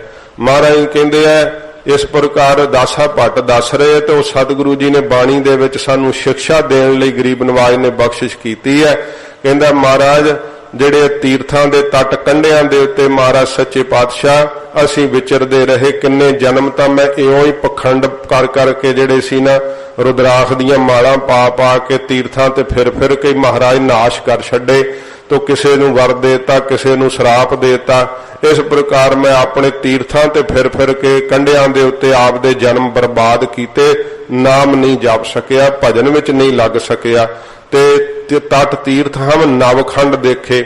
ਨਵਾਂ ਖੰਡਾਂ ਦੇ ਅੰਦਰ ਮਹਾਰਾਜ ਕਈ ਵਾਰ ਕਈ ਜੂਨੀਆਂ ਨੂੰ ਭੋਗਦਿਆਂ ਹੋਇਆ ਮੈਂ ਨਵਾਂ ਖੰਡਾਂ ਨੂੰ ਹੀ ਵੇਖ ਲਿਆ। ਕਿਤੇ ਮੱਛੀਆਂ ਬਣ ਕੇ ਜਨਮ ਲਿਆ, ਕਿਤੇ ਹਾਥੀ ਬਣ ਕੇ, ਕਿਤੇ ਸੂਰ, ਕਿਤੇ ਸ਼ੇਰ। ਇਹ ਮਹਾਰਾਜ ਨਵਾਂ ਖੰਡਾਂ ਨੂੰ ਹੀ ਅਸੀਂ ਵੇਖਣਾ ਕੀਤਾ। ਮੈਂ ਮਹਾਰਾਜ ਜਿੱਥੇ ਜਨਮ ਲਏ ਆ ਹਟ ਪਟਣ ਬਾਜ਼ਾਰਾ। ਤੇ ਜਿਹੜੇ ਇਸ ਪ੍ਰਕਾਰ ਪੱਟਣ ਸ਼ਹਿਰਾਂ ਦੇ ਅੰਦਰ ਜਿਹੜੇ ਬਾਜ਼ਾਰ ਹੈ ਉਹਨਾਂ ਦੇ ਵਿੱਚ ਮਹਾਰਾਜ ਕਈ ਜਨਮਾਂ ਵਿੱਚ ਹੱਟੀਆਂ ਦੇ ਕਰਨ ਵਾਲੇ ਹੋਏ। ਬੜੇ ਬਾਣੀਆਂ ਦੇ ਰੂਪ ਵਿੱਚ ਮਹਾਰਾਜ ਹੱਟੀਆਂ ਤੇ ਬਹਿ ਕਰਕੇ ਬੜੇ ਬਾਜ਼ਾਰਾਂ ਸੁਸਾਇਟੀਆਂ ਦੇ ਵਿੱਚ ਉਹਨਾਂ ਦੇ ਮੁਖੀ ਬਣ ਕੇ ਮਹਾਰਾਜ ਮੈਂ ਜਨਮ ਲੈਣਾ ਕੀਤਾ। ਲੈ ਕੇ ਤਕੜੇ ਤੋਲਣ ਲੱਗਾ। ਲੈ ਕਰਕੇ ਤਕੜੀ ਨੂੰ ਮਹਾਰਾਜ ਵਸਤਾ ਆਦਿਕ ਨੂੰ ਤੋਲਣ ਵੱਲ ਲੱਗ ਪਏ। ਇਹੋ ਜਿਹੇ ਜਨਮ ਪਾਏ। ਘਟ ਹੈ ਮਹਿ ਵਣਜਾਰਾ। ਪਰ ਜਦੋਂ ਤੋਲਿਆ ਤਾਂ ਮਹਾਰਾਜ ਪਤਾ ਲੱਗਾ ਕਿ ਜੀਵ ਰੂਪੀ ਵਣਜਾਰਾ ਘਾਟੇ 'ਚ ਹੀ ਗਿਆ। ਇਹ ਸਾਰੀਆਂ ਇੰਨੀਆਂ ਜੂਨੀਆਂ ਪਾ ਕੇ ਮੁਕਤ ਨਹੀਂ ਹੋ ਸਕਿਆ। ਇਸੇ ਪ੍ਰਕਾਰ ਹੀ ਲੈ ਕੇ ਤਕੜੇ ਤੋਲਣ ਲੱਗਾ। ਜਦੋਂ ਸਾਧ ਸੰਗਤ ਜੀ ਵਿਚਾਰ ਰੂਪੀ ਤਕੜੀ ਦੇ ਅੰਦਰ ਗੁਰੂ ਸਾਹਿਬ ਜੀ ਦੇ ਸਿੱਖਿਆ ਰੂਪੀ ਵੱਟੇ ਨੂੰ ਪਾ ਕਰਕੇ ਤੋਲਣ ਲੱਗਿਆ ਨਾ, ਤੇ ਫਿਰ ਸੱਚੇ ਪਾਤਸ਼ਾਹ ਜੀ ਮਹਾਰਾਜ ਕਹਿੰਦੇ ਜਦੋਂ ਇਹ ਜੀਵ ਤੋਲਣ ਲੱਗਾ ਤੇ ਫਿਰ ਕੀ ਇਸ ਨੂੰ ਪਤਾ ਲੱਗਾ ਘਟ ਹੈ ਮਹਿ ਵਣਜਾਰਾ ਕਿ ਇਹ ਜੀਵ ਰੂਪੀ ਜਿਹੜਾ ਵਣਜਾਰਾ ਨਾ ਨਾਮ ਤੋਂ ਬਿਨਾਂ ਘਾਟੇ 'ਚ ਹੀ ਚਲਿਆ ਗਿਆ। ਘਾਟਾ ਹੀ ਪਿਆ ਹੈ ਇਸ ਨੂੰ। ਇਸੇ ਪ੍ਰਕਾਰ ਹੀ ਲੈ ਕੇ ਤਕੜੇ ਤੋਲਣ ਲੱਗਾ। ਜਦੋਂ ਸਾਧ ਸੰਗਤ ਜੀ ਤਕੜੀ ਲੈ ਕਰਕੇ ਆਪਣੇ ਆਪ ਨੂੰ ਤੋਲਣ ਲੱਗਾ ਸ਼ਾਸਤਰ ਪ੍ਰਮਾਣ ਰੂਪੀ ਵੱਟਾ ਪਾ ਕਰਕੇ, ਤੇ ਫਿਰ ਤੋਲਦਿਆਂ ਇਹਨੇ ਕੀ ਵੇਖਿਆ ਕਿ ਨਾਮ ਤੋਂ ਬਿਨਾਂ ਤਾਂ ਕੁਝ ਵੀ ਨਹੀਂ, ਸਭ ਕੁਝ ਹੀ ਇਸ ਸੰਸਾਰ ਦੇ ਅੰਦਰ ਝੂਠਾ ਹੈ, ਨਾਸ਼ਵੰਤ ਹੈ। ਪਰ ਤੋਲਿਆ ਹੀ ਪਤਾ ਲੱਗਾ ਨਾ ਜਦੋਂ ਵਿਚਾਰ ਰੂਪੀ ਤਰਾਜੂ ਦੇ ਅੰਦਰ ਆਖ ਕਰਕੇ ਤੋਲਣਾ ਕੀਤਾ। ਘਟ ਹੈ ਮਹਿ ਵਣਜਾਰਾ। ਇਸ ਵਣਜਾਰੇ ਖਰੀਦਦਾਰ ਜੀਵ ਨੂੰ ਫਿਰ ਘਟ ਹਿਰਦੇ ਤੋਂ ਹੀ ਪ੍ਰਾਪਤੀ ਹੋ ਗਈ, ਅੰਦਰੋਂ ਹੀ ਫਿਰ ਵਾਹਿਗੁਰੂ ਜੀ ਦੀ ਪ੍ਰਾਪਤੀ ਹੋ ਜਾਂਦੀ ਹੈ। ਇਸ ਪ੍ਰਕਾਰ ਪਹਿਲੇ ਅਰਥ ਮੁਤਾਬਕ ਸਮਝਣਾ ਕਿ ਜਿਹੜਾ ਜੀਵ ਹੈ ਘਾਟੇ 'ਚ ਹੀ ਗਿਆ। ਜਦੋਂ ਇਹਨੇ ਤੋਲਿਆ ਨਾ ਕਿ ਇੰਨੀਆਂ ਜੂਨਾਂ ਜਿਹੜੀਆਂ ਉਹ ਬਰਬਾਦ ਹੋ ਗਈਆਂ, ਭਜਨ ਨਹੀਂ ਕਰ ਸਕਿਆ। ਜਿਹੜਾ ਹੈ ਮਨੁੱਖਾ ਜਨਮ ਪਾ ਕੇ ਵੀ ਚੋਰੀਆਂ ਹੀ ਕਰਦਾ ਰਿਹਾ, ਕਿਉਂਕਿ ਮਨੁੱਖਾ ਜਨਮ ਮੁਕਤ ਹੋਣ ਨੂੰ ਮਿਲਿਆ, ਪੂਰੇ ਗੁਰੂ ਜੀ ਦੀ ਸੇਵਾ ਕਰਨ ਨੂੰ ਮਿਲਿਆ, ਨਾ ਕਿ ਚੋਰੀਆਂ ਠੱਗੀਆਂ ਮਾਰਨ ਨੂੰ, ਝੂਠ ਫਰੇਬ ਤੇ ਛਲ ਕਰਨ ਨੂੰ ਮਿਲਿਆ ਹੈ। ਪਰ ਵੇਖ ਲਓ ਮਨੁੱਖਾ ਜਨਮ ਹੀ ਇਵੇਂ ਹੀ ਸੰਸਾਰ ਦੇ ਜੀਵ ਹਾਰੀ ਜਾਂਦੇ। ਸਤਿਗੁਰੂ ਜੀ ਉਹ ਦਿਖਾ ਰਹੇ ਹੈ ਕਿ ਵੇਖ ਲਓ ਕਿਸ ਤਰ੍ਹਾਂ ਜੀਵਨ ਬਰਬਾਦ ਕਰਕੇ ਫਿਰ ਉਸੇ 84 ਦੇ ਗੇੜ ਵਿੱਚ ਜੀਵ ਪੈ ਜਾਂਦਾ ਹੈ। ਇਸ ਤਰ੍ਹਾਂ ਜੀਵ ਘਾਟੇ ਵਿੱਚ ਹੀ ਜਾਂਦਾ ਹੈ ਮਨੁੱਖਾ ਜਨਮ ਨੂੰ ਗਵਾ ਕਰਕੇ। ਜੇਤਾ ਸਮੁੰਦ ਸਾਗਰ ਨੀਰ ਭਰਿਆ। ਸੱਚੇ ਪਾਤਸ਼ਾਹ ਜੀ ਮਹਾਰਾਜ ਨੂੰ ਦਾਸਾ ਭੱਟ ਕਹਿੰਦਾ ਮਹਾਰਾਜ ਕਿਵੇਂ ਬਖਸ਼ੇ ਜਾਈਏ। ਹਜੂਰ ਕਹਿੰਦੇ ਉਹ ਬੇਨਤੀ ਕਰਨੀ ਚਾਹੀਦੀ ਆ। ਜੇਤਾ ਸਮੁੰਦ ਸਾਗਰ ਨੀਰ ਭਰਿਆ। ਜਿਹੜਾ ਸਾਧ ਸੰਗਤ ਜੀ ਸਮੁੰਦਰ ਹੈ ਨਾ ਇਹ ਲੱਖ ਯੋਜਨ ਦਾ ਮੰਨਿਆ ਹੈ, ਤੇ ਜਿਹੜਾ ਸਾਗਰ ਹੈ ਇਹ 100 ਯੋਜਨ ਦਾ ਮੰਨਿਆ ਗਿਆ ਹੈ। ਜਿਹੜੇ ਸਗੜ ਦੇ ਪੁੱਤਰਾਂ ਨੇ ਜਿਹੜਾ ਜੋ ਮਹਾਰਾਜ ਸਾਹਿਬ 10ਵੇਂ ਪਾਤਸ਼ਾਹ ਜੀ ਨੇ ਲਿਖਿਆ ਕਿ ਲਿਆਉਣਾ ਕੀਤਾ ਸੀਗਾ। ਇਸ ਪ੍ਰਕਾਰ ਸੱਚੇ ਪਾਤਸ਼ਾਹ ਜੀ ਮਹਾਰਾਜ ਉਹ ਸੰਕੇਤ ਦੇ ਕਰਕੇ ਗਰੀਬ ਨਵਾਜ ਫਰਮਾਉਂਦੇ ਆ, ਜੇਤਾ ਸਮੁੰਦ ਸਾਗਰ ਨੀਰ ਭਰਿਆ। ਇਹ ਅਰਦਾਸ ਕਰੀਏ ਮਹਾਰਾਜ ਲੱਖ ਯੋਜਨ ਦਾ ਜਿਹੜਾ ਸਮੁੰਦਰ ਜਿੰਨਾ ਭਰਿਆ ਹੋਇਆ ਪਾਣੀ ਨਾਲ, ਤੇ ਜਿੰਨਾ ਸਾਗਰ 100 ਯੋਜਨ ਦਾ ਮਹਾਰਾਜ ਭਰਿਆ ਹੋਇਆ ਏ, ਤੇ ਅਵਗਣ ਹਮਾਰੇ। ਮਹਾਰਾਜ ਹੈ ਤਾਂ ਅਣਗਿਣਤੀ ਬੇਅੰਤੀ, ਪਰ ਮਹਾਰਾਜ ਇੰਨੇ ਤਾਂ ਹੈਗੇ ਹੀ ਆ ਨਾ ਕਿ ਜਿੰਨਾ ਸਮੁੰਦਰ ਭਰਿਆ ਹੋਇਆ ਪਾਣੀ ਨਾਲ, ਜਿੰਨਾ ਸਾਗਰ ਭਰਿਆ ਹੋਇਆ, ਮਹਾਰਾਜ ਇੰਨੇ ਔਗਣਾਂ ਦੇ ਨਾਲ ਭਰਿਆ ਹੋਇਆ ਹਾਂ। ਦਇਆ ਕਰਹੁ ਕਿਛ ਮਿਹਰ ਉਪਾਵਹੁ। ਮਹਾਰਾਜ ਆਪ ਦੀ ਦਇਆ ਕਰੋ ਸੱਚੇ ਪਾਤਸ਼ਾਹ, ਕੁਝ ਮਹਾਰਾਜ ਸਾਡੇ ਤੇ ਥੋੜੀ ਜੀ ਆਪ ਦੀ ਮਿਹਰ ਹੋਵੇਗੀ ਨਾ, ਜਦੋਂ ਆਪ ਨੇ ਮਿਹਰ ਉਪਾਈ ਆਪਣੇ ਹਿਰਦੇ ਦੇ ਅੰਦਰ, ਤਾਂ ਮਹਾਰਾਜ ਸਾਡਾ ਭਲਾ ਹੋ ਸਕੇਗਾ। ਕਿਉਂਕਿ ਕਿੰਨੀਆਂ ਕੁ ਜੂਨਾਂ ਪਾ ਕੇ ਕਿੰਨੇ ਕੁ ਕਰਮ ਔਗਣ ਕੀਤੇ ਐ, ਉਹ ਤਾਂ ਮਹਾਰਾਜ ਗਿਣੇ ਨਹੀਂ ਜਾ ਸਕਦੇ।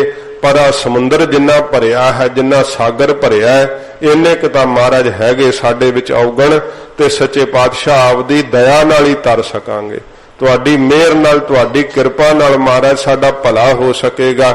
ਕੁਝ ਮਹਾਰਾਜ ਸਾਡੇ ਤੇ ਆਪ ਜਦੋਂ ਮਿਹਰ ਉਪਾਓਗੇ ਆਪਣੇ ਦਿਲ ਦੇ ਅੰਦਰ, ਡੁੱਬਦੇ ਪੱਥਰ ਤਾਰੇ। ਮਹਾਰਾਜ ਤੁਸੀਂ ਡੁੱਬਦੇ ਪੱਥਰਾਂ ਨੂੰ ਤਾਰ ਸਕਦੇ ਹੋ ਸੱਚੇ ਪਾਤਸ਼ਾਹ, ਕਿਉਂਕਿ ਪਾਪਾਂ ਦੇ ਨਾਲ ਸਾਡੇ ਮਨ ਪੱਥਰਾਂ ਵਰਗੇ ਕਠੋਰ ਹੋ ਗਏ। ਇੰਨੇ ਔਗਣ ਮਹਾਰਾਜ ਕਿ ਪੱਥਰਾਂ ਵਰਗਾ ਕਠੋਰ ਆ ਰਿਹਾ। ਦੁਖੀ ਨੂੰ ਵੇਖ ਕਰਕੇ ਸਾਨੂੰ ਖੁਸ਼ੀ ਹੁੰਦੀ ਹੈ, ਇਹੋ ਜਿਹਾ ਮਨਮੁਖਾਂ ਵਾਲਾ ਸੁਭਾਅ ਹੈ। ਉਹਦੇ ਦੁੱਖ ਨੂੰ ਦੂਰ ਕਰਨਾ ਤਾਂ ਦੂਰ, ਸਗੋਂ ਅਸੀਂ ਉਹਨੂੰ ਅੱਗੋਂ ਟਿਚਰਾਂ ਤੇ ਮਖੌਲ ਕਰਦੇ ਆ। ਹਰ ਵੇਲੇ ਵਿਪਰਜਿਆ ਬੁੱਧੀ ਕਰਕੇ ਨਾ ਦੂਸਰੇ ਦਾ ਨੁਕਸਾਨ ਹੀ ਮਨ ਸੋਚਦਾ ਰਹਿੰਦਾ ਹੈ, ਤੇ ਕਦੇ ਇਹ ਨਹੀਂ ਸੋਚਦਾ ਕਿ ਜੇ ਤੂੰ ਸੋਚ ਰਿਹਾ ਤੇ ਤੇਰਾ ਵੀ ਬੁਰਾ ਹੀ ਹੋਣਾ। ਕਿਉਂਕਿ ਜੇ ਕੋਈ ਬੁਰਾ ਕਿਸੇ ਦਾ ਚਾਹੇ ਨਾ, ਉਹਦਾ ਭਲਾ ਨਹੀਂ ਕਦੇ ਹੋ ਸਕਦਾ। ਮਹਾਰਾਜ ਨੇ ਕਿਹਾ, ਬੀਰਾ ਆਪਨ ਬੁਰਾ ਮਿਟਾਵੈ ਤਾਹੂ ਬੁਰਾ ਨਿਕਟ ਨਹੀਂ ਆਵੈ। ਜਿਹੜਾ ਆਪਣੇ ਅੰਦਰ ਬੁਰਾ ਸੁਭਾਅ ਹੀ ਮਿਟਾ ਦਿੰਦਾ, ਉਹਦਾ ਬੁਰਾ ਨਹੀਂ ਹੁੰਦਾ। ਪਰ ਜਿਹੜਾ ਸਾਧ ਸੰਗਤ ਜੀ ਬਰਾਬਰ ਦਾ ਸਮਝ ਕੇ ਸ਼ਰੀਕੇ ਨਾਲ ਬੁਰਾ ਤੱਕਦਾ ਰਹੇ, ਉਹਦਾ ਕਦੇ ਭਲਾ ਹੋ ਨਹੀਂ ਸਕਦਾ। ਇਹ ਸੱਚੇ ਪਾਤਸ਼ਾਹ ਜੀ ਮਹਾਰਾਜ ਆਪ ਦੀ ਬਾਣੀ ਵਿੱਚ ਹਜੂਰ ਕਹਿੰਦੇ ਐ।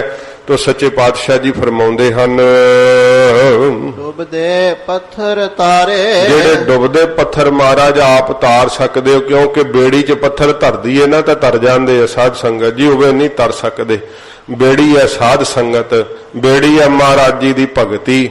ਪੱਥਰਾਂ ਵਰਗੇ ਸਾਡੇ ਮਨ ਵਿੱਚ, ਜੇ ਅਸੀਂ ਸਾਧ ਸੰਗਤ ਰੂਪੀ ਬੇੜੀ 'ਚ ਸਵਾਰ ਹੋ ਗਏ ਤੇ ਸੰਸਾਰ ਸਮੁੰਦਰ ਨੂੰ ਤਰ ਜਾਾਂਗੇ। ਜੇ ਸੱਚੇ ਪਾਤਸ਼ਾਹ ਜੀ ਦੇ ਨਾਮ ਰੂਪੀ ਜਹਾਜ਼ ਤੇ ਸਵਾਰ ਹੋ ਗਏ ਤਾਂ ਤਰ ਜਾਾਂਗੇ। ਤੋ ਸਾਧ ਸੰਗਤ ਜੀ ਜਿਹੜੇ ਸ਼੍ਰੀ ਰਾਮਚੰਦਰ ਜੀ, ਉਹਨਾਂ ਨੇ ਪੱਥਰ ਧਾਰੇ ਸੀਗੇ ਸਮੁੰਦਰ ਦੇ ਉੱਤੇ। ਇਹ ਐਸਾ ਜ਼ਿਕਰ ਆਉਂਦਾ, ਹਜੂਰ ਨੇ ਵੀ ਕਿਹਾ ਕਿ ਗੁਰਮੁਖ ਸਾਇਰ ਪਾਹਣ ਤਾਰੇ। ਉਹ ਨਲ ਤੇ ਨੀਲ ਜਿਹੜੇ ਦੋ ਭਰਾ ਸੀ ਨਾ, ਇਹ ਰਿਖੀਆਂ ਦੇ ਪੂਜਾ ਵਾਲਾ ਸਮਾਨ ਚੁੱਕ ਕੇ ਨਾ ਸਮੁੰਦਰ 'ਚ ਸਿੱਟ ਦਿੰਦੇ ਹੁੰਦੇ ਸੀਗੇ। ਇਹ ਰਾਮਚੰਦਰ ਜੀ ਦੀ ਫੌਜ ਵਿੱਚ ਜਦੋਂ ਕਪੀਆਂ ਦੀ ਫੌਜ ਲੈ ਕੇ ਸਮੁੰਦਰ ਦੇ ਕੰਢੇ ਆ ਗਏ ਸੀ ਸ਼੍ਰੀ ਰਾਮਚੰਦਰ ਜੀ, ਤੇ ਏਡਾ ਸਮੁੰਦਰ ਲੰਘਣਾ, ਲੰਕਾ ਤੱਕ ਜਾਣਾ ਮੁਸ਼ਕਲ ਦਰ ਪੇਸ਼ ਸੀਗੀ। ਬੜੀਆਂ ਬੜੀਆਂ ਸਲਾਹਾਂ ਉਸ ਸਮੇਂ ਦਿੱਤੀਆਂ। ਕਹਿੰਦੇ ਸ਼੍ਰੀ ਰਾਮਚੰਦਰ ਜੀ ਸਮੁੰਦਰ ਨੂੰ ਸੁਕਾਉਣ ਤੱਕ ਤੀਰ ਚੜਾ ਲਿਆ। ਪਰ ਇਸ ਤਰ੍ਹਾਂ ਫਿਰ ਜ਼ਿਕਰ ਆਉਂਦਾ ਹੈ ਕਿ ਨਲ ਤੇ ਨੀਲ ਜਦੋਂ ਇਹ ਬਚਪਨ ਵਿੱਚ ਰਿਖੀਆਂ ਦਾ ਪੂਜਾ ਵਾਲਾ ਸਮਾਨ ਸੁੱਟ ਦਿੰਦੇ ਹੁੰਦੇ ਸੀ ਸਮੁੰਦਰ 'ਚ, ਤੇ ਰਿਖੀਆਂ ਨੇ ਫਿਰ ਗੁੱਸੇ 'ਚ ਆ ਕੇ ਇਹਨਾਂ ਨੂੰ ਸ਼ਰਾਪ ਦਿੱਤਾ ਕਿ ਜਾ ਤੁਹਾਡੇ ਹੱਥ ਲੱਗੀ ਕੋਈ ਚੀਜ਼ ਨਹੀਂ ਅੱਜ ਤੋਂ ਡੁੱਬੇਗੀ। ਉਹ ਦਿੱਤਾ ਹੋਇਆ ਸ਼ਰਾਪ ਜਿਹੜਾ ਸੀ, ਉਹ ਫਿਰ ਸ਼੍ਰੀ ਰਾਮਚੰਦਰ ਜੀ ਦੇ ਵਕਤ ਵਰ ਦੇ ਰੂਪ ਵਿੱਚ ਕੰਮ ਕੀਤਾ। ਇਹ ਨਲ ਤੇ ਨੀਲ ਜਿਹੜੇ ਪੱਥਰ ਸੁੱਟਣ ਸਮੁੰਦਰ ਦੇ ਅੰਦਰ, ਤੇ ਉਹ ਸਾਧ ਸੰਗਤ ਜੀ ਡੁੱਬਣ ਨਾ। ਜਦੋਂ ਡੁੱਬਦੇ ਨਹੀਂ ਸੀ ਪਰ ਉਹ ਜੁੜਦੇ ਨਹੀਂ ਸੀਗੇ, ਉਹ ਵੱਖਰੇ ਵੱਖਰੇ ਤੁਰੇ ਫਿਰਦੇ ਸੀ ਸਮੁੰਦਰ ਦੇ ਅੰਦਰ। ਫਿਰ ਸ਼੍ਰੀ ਰਾਮਚੰਦਰ ਜੀ ਨੇ ਉਹ ਜੁਗਤ ਦਿੱਤੀ। ਕਹਿੰਦੇ ਇੱਕ ਪੱਥਰ ਦੇ ਉੱਤੇ ਰਾਮ ਤੇ ਦੂਜੇ ਤੇ ਮਾਂ, ਇਹ ਲਿਖ ਲਿਖ ਕੇ ਪਾਉਣਾ ਸ਼ੁਰੂ ਕੀਤਾ। ਤੇ ਉਹ ਰਾਮ ਜਿਹੜਾ ਸੀ ਨਾ ਫਿਰ ਜੁੜਨ ਲੱਗ ਗਏ ਪੱਥਰ। ਤੇ ਇਹ ਸ਼੍ਰੀ ਰਾਮਚੰਦਰ ਜੀ ਫੌਜ ਲੈ ਕਰਕੇ ਲੰਘੇ ਸੀਗੇ। ਇਹ ਪ੍ਰਤੱਖ ਸਾਧ ਸੰਗਤ ਜੀ ਵੇਖੋ, ਤੁਲਸੀਦਾਸ ਜੀ ਵੀ ਨੇ ਲਿਖਿਆ ਹੈ ਕਿ ਜਿਹੜਾ ਹੈ ਸ਼੍ਰੀ ਰਾਮਚੰਦਰ ਜੀ ਨੇ ਕਹਿੰਦੇ ਜਦੋਂ ਪੱਥਰ ਤਾਰੇ ਹੈ, ਦੇਖੋ ਕਹਿੰਦੇ ਰਾਮਚੰਦਰ ਜੀ ਵੀ ਨਾਮ ਦੀ ਵਡਿਆਈ ਉਹ ਪੂਰੀ ਕਹਿ ਨਹੀਂ ਸਕੇ। ਰਾਮ ਨਾ ਸਕੇ ਰਾਮ ਗੁਣ ਗਾਈ, ਕਹੋ ਕਹਾਂ ਲਗ ਨਾਮ ਵਡਾਈ। ਤੁਲਸੀਦਾਸ ਜੀ ਨੇ ਕਿਹਾ ਨਾਮ ਦੀ ਵਡਿਆਈ ਮੈਂ ਕਿੱਥੋਂ ਤੱਕ ਕਹਾਂ, ਕਿਉਂਕਿ ਅਵਤਾਰਾਂ ਨੇ ਵੀ ਆਪਣੇ ਸਮੇਂ ਵਿੱਚ ਨਾਮ ਦੀ ਵਡਿਆਈ ਦੱਸੀ ਹੈ ਕਿ ਨਾਮ ਦੇ ਬਰਾਬਰ ਅਸੀਂ ਵੀ ਨਹੀਂ ਤੁਰ ਸਕਦੇ।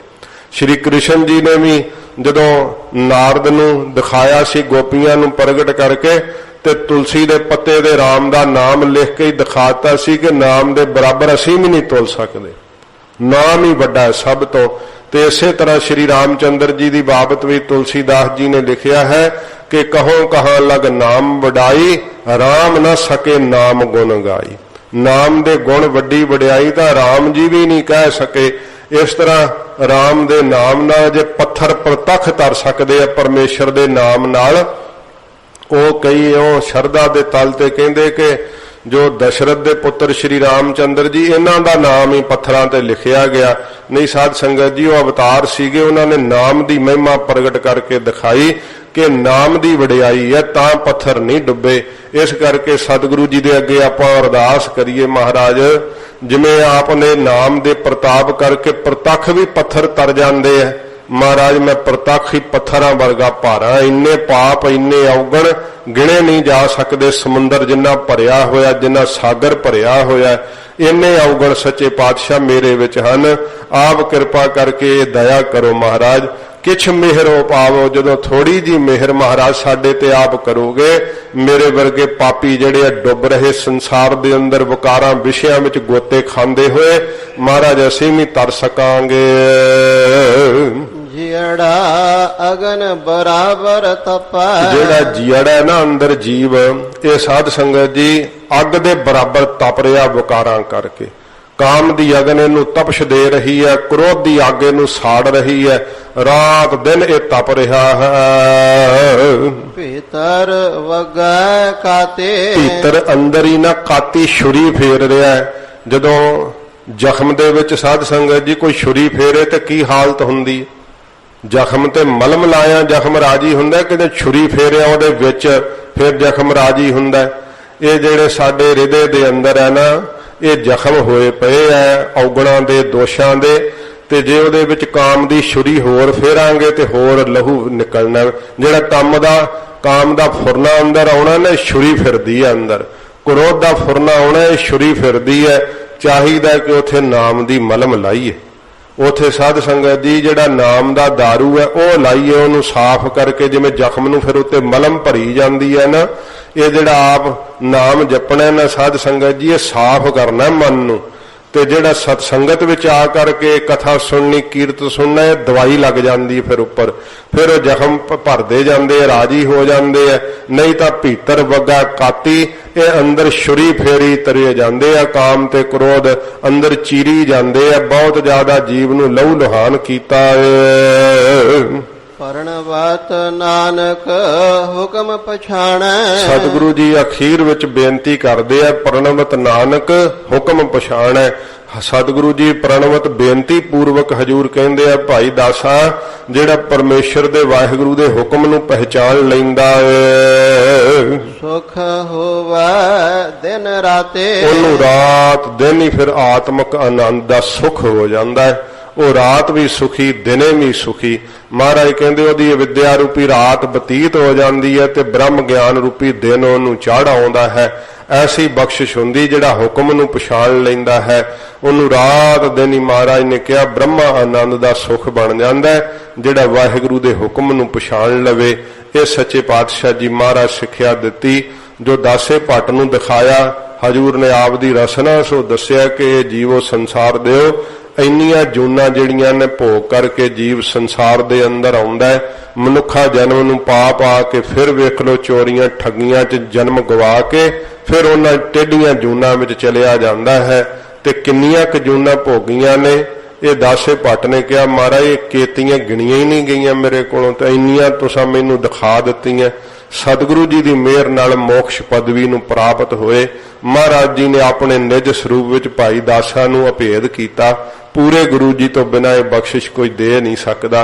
महाराज जी के चरनां च अरदास करिए, सच्चे पातशाह अब की बार बख्श बंदे को, बौर न भौजल फेरा। महाराज पता नहीं किथे किथे ठोकरां खांदे आए आ, ਤੁਹਾਡੀ ਸੰਗਤ ਵਿੱਚ ਸੁਭਾਗ ਪੈ ਗਿਆ। ਮਹਾਰਾਜ ਸਾਡਾ ਮਿਲਾਪ ਆਪ ਨੇ ਆਪਣੀ ਸੰਗਤ 'ਚ ਕਰ ਦਿੱਤਾ ਹੈ। ਮਿਹਰ ਕਰੋ ਹੁਣ ਆਪ ਦਾ ਨਾਮ ਵੀ ਮਹਾਰਾਜ ਸਾਨੂੰ ਮਿੱਠਾ ਲੱਗੇ, ਭਜਨ ਦੀ ਕਮਾਈ ਕਰ ਸਕੀਏ, ਸੇਵਾ ਕਰਕੇ ਸਿਮਰਨ ਕਰਕੇ ਆਪ ਦੇ ਜਨਮ ਨੂੰ ਮਹਾਰਾਜ ਸਫਲ ਕਰ ਸਕੀਏ। ਸਾਨੂੰ ਇਹ ਦਾਤ ਬਖਸ਼ੋ, ਹੋਈਆਂ ਭੁੱਲਾਂ ਬਖਸ਼ ਲੈਣੀਆਂ ਜੀ। ਜਿਹੜਾ ਅਗਨ ਬਰਾਬਰ ਤਪੈ, ਭੀਤਰ ਵਗੈ ਕਾਤੇ, ਪਰਣਵਤ ਨਾਨਕ ਹੁਕਮ ਪਛਾਨੈ, ਸੁਖ ਹੋਵੈ ਦਿਨ ਰਾਤੀ। ਵਾਹਿਗੁਰੂ ਜੀ ਕਾ ਖਾਲਸਾ, ਵਾਹਿਗੁਰੂ ਜੀ ਕੀ ਫਤਿਹ। ਹੇ ਅਚੁੱਤ ਹੈ ਪਾਰ ਬ੍ਰਹਮ, ਅਬਿਨਾਸੀ ਅਗਨਾਸ। ਹੇ ਪੂਰਨ ਹੈ ਸਰਬ ਮੈਂ, ਦੁਖ ਭੰਜਨ ਗੁਣ ਤਾਸ। ਹੇ ਸੰਗੀ ਹੈ ਨਿਰੰਕਾਰ, ਹੇ ਨਿਰਗੁਣ ਸਭ। ਹੇ ਗੋਬਿੰਦ ਹੈ ਗੁਣ ਨਿਦਾਨ, ਜਾ ਕੈ ਸਦਾ ਬਬੇਕ। ਹੇ ਅਪਰੰਪਰ ਹਰ ਹਰੇ, ਹਰਿ ਪੀ ਹੋਨਹਾਰ। ਹੇ ਸੰਤ ਕੈ ਸਦਾ ਸੰਗ, ਨਿਧਾਰਾ ਆਧਾਰ। ਹੇ ਠਾਕੁਰ ਹਉ ਦਸੁਰ, ਮੈਂ ਨਿਰਗੁਣ ਗੁਣ ਨਹੀਂ। ਨਾਨਕ ਦੀਜੈ ਨਾਮ ਦਾਨ, ਰਖੋ ਹਿਐ ਪਰੋਏ। ਆਏ ਪ੍ਰਭ ਸਰਣਾਗਤੀ, ਕਿਰਪਾ ਨਿਧ ਦਇਆਲ। ਏਕ ਅਖਰ ਹਰ ਮਨ ਬਸਤ, ਨਾਨਕ ਹੋਤ ਨਿਹਾਲ। ਵਾਹਿਗੁਰੂ ਨਾਮ ਜਹਾਜ ਹੈ, ਚੜੇ ਸੋ ਉਤਰੇ ਪਾਰ। ਜੋ ਸ਼ਰਧਾ ਕਰ ਸੇਵੰਦੇ, ਗੁਰ ਪਾਰ ਉਤਾਰਨ ਹਾਰ।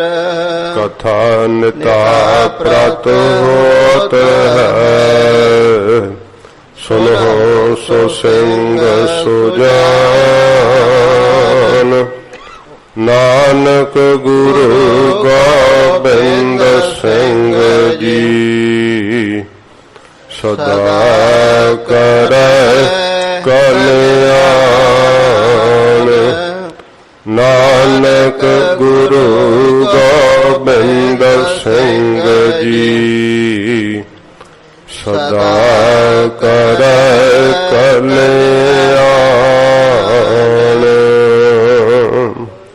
ਵਾਹਿਗੁਰੂ ਜੀ ਕਾ ਖਾਲਸਾ, ਵਾਹਿਗੁਰੂ ਜੀ ਕੀ ਫਤਿਹ।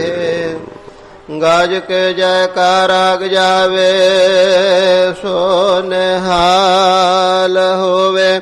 ਸਤਿ ਸ਼੍ਰੀ ਅਕਾਲ, ਗੁਰਬਾਰ ਅਕਾਲ ਦੇਗ ਤੇਗ ਫਤਿਹ। ਗੁਰੂ ਪੰਥ ਖਾਲਸੇ ਦੇ ਚੜ੍ਹਦੇ ਕਲਾ।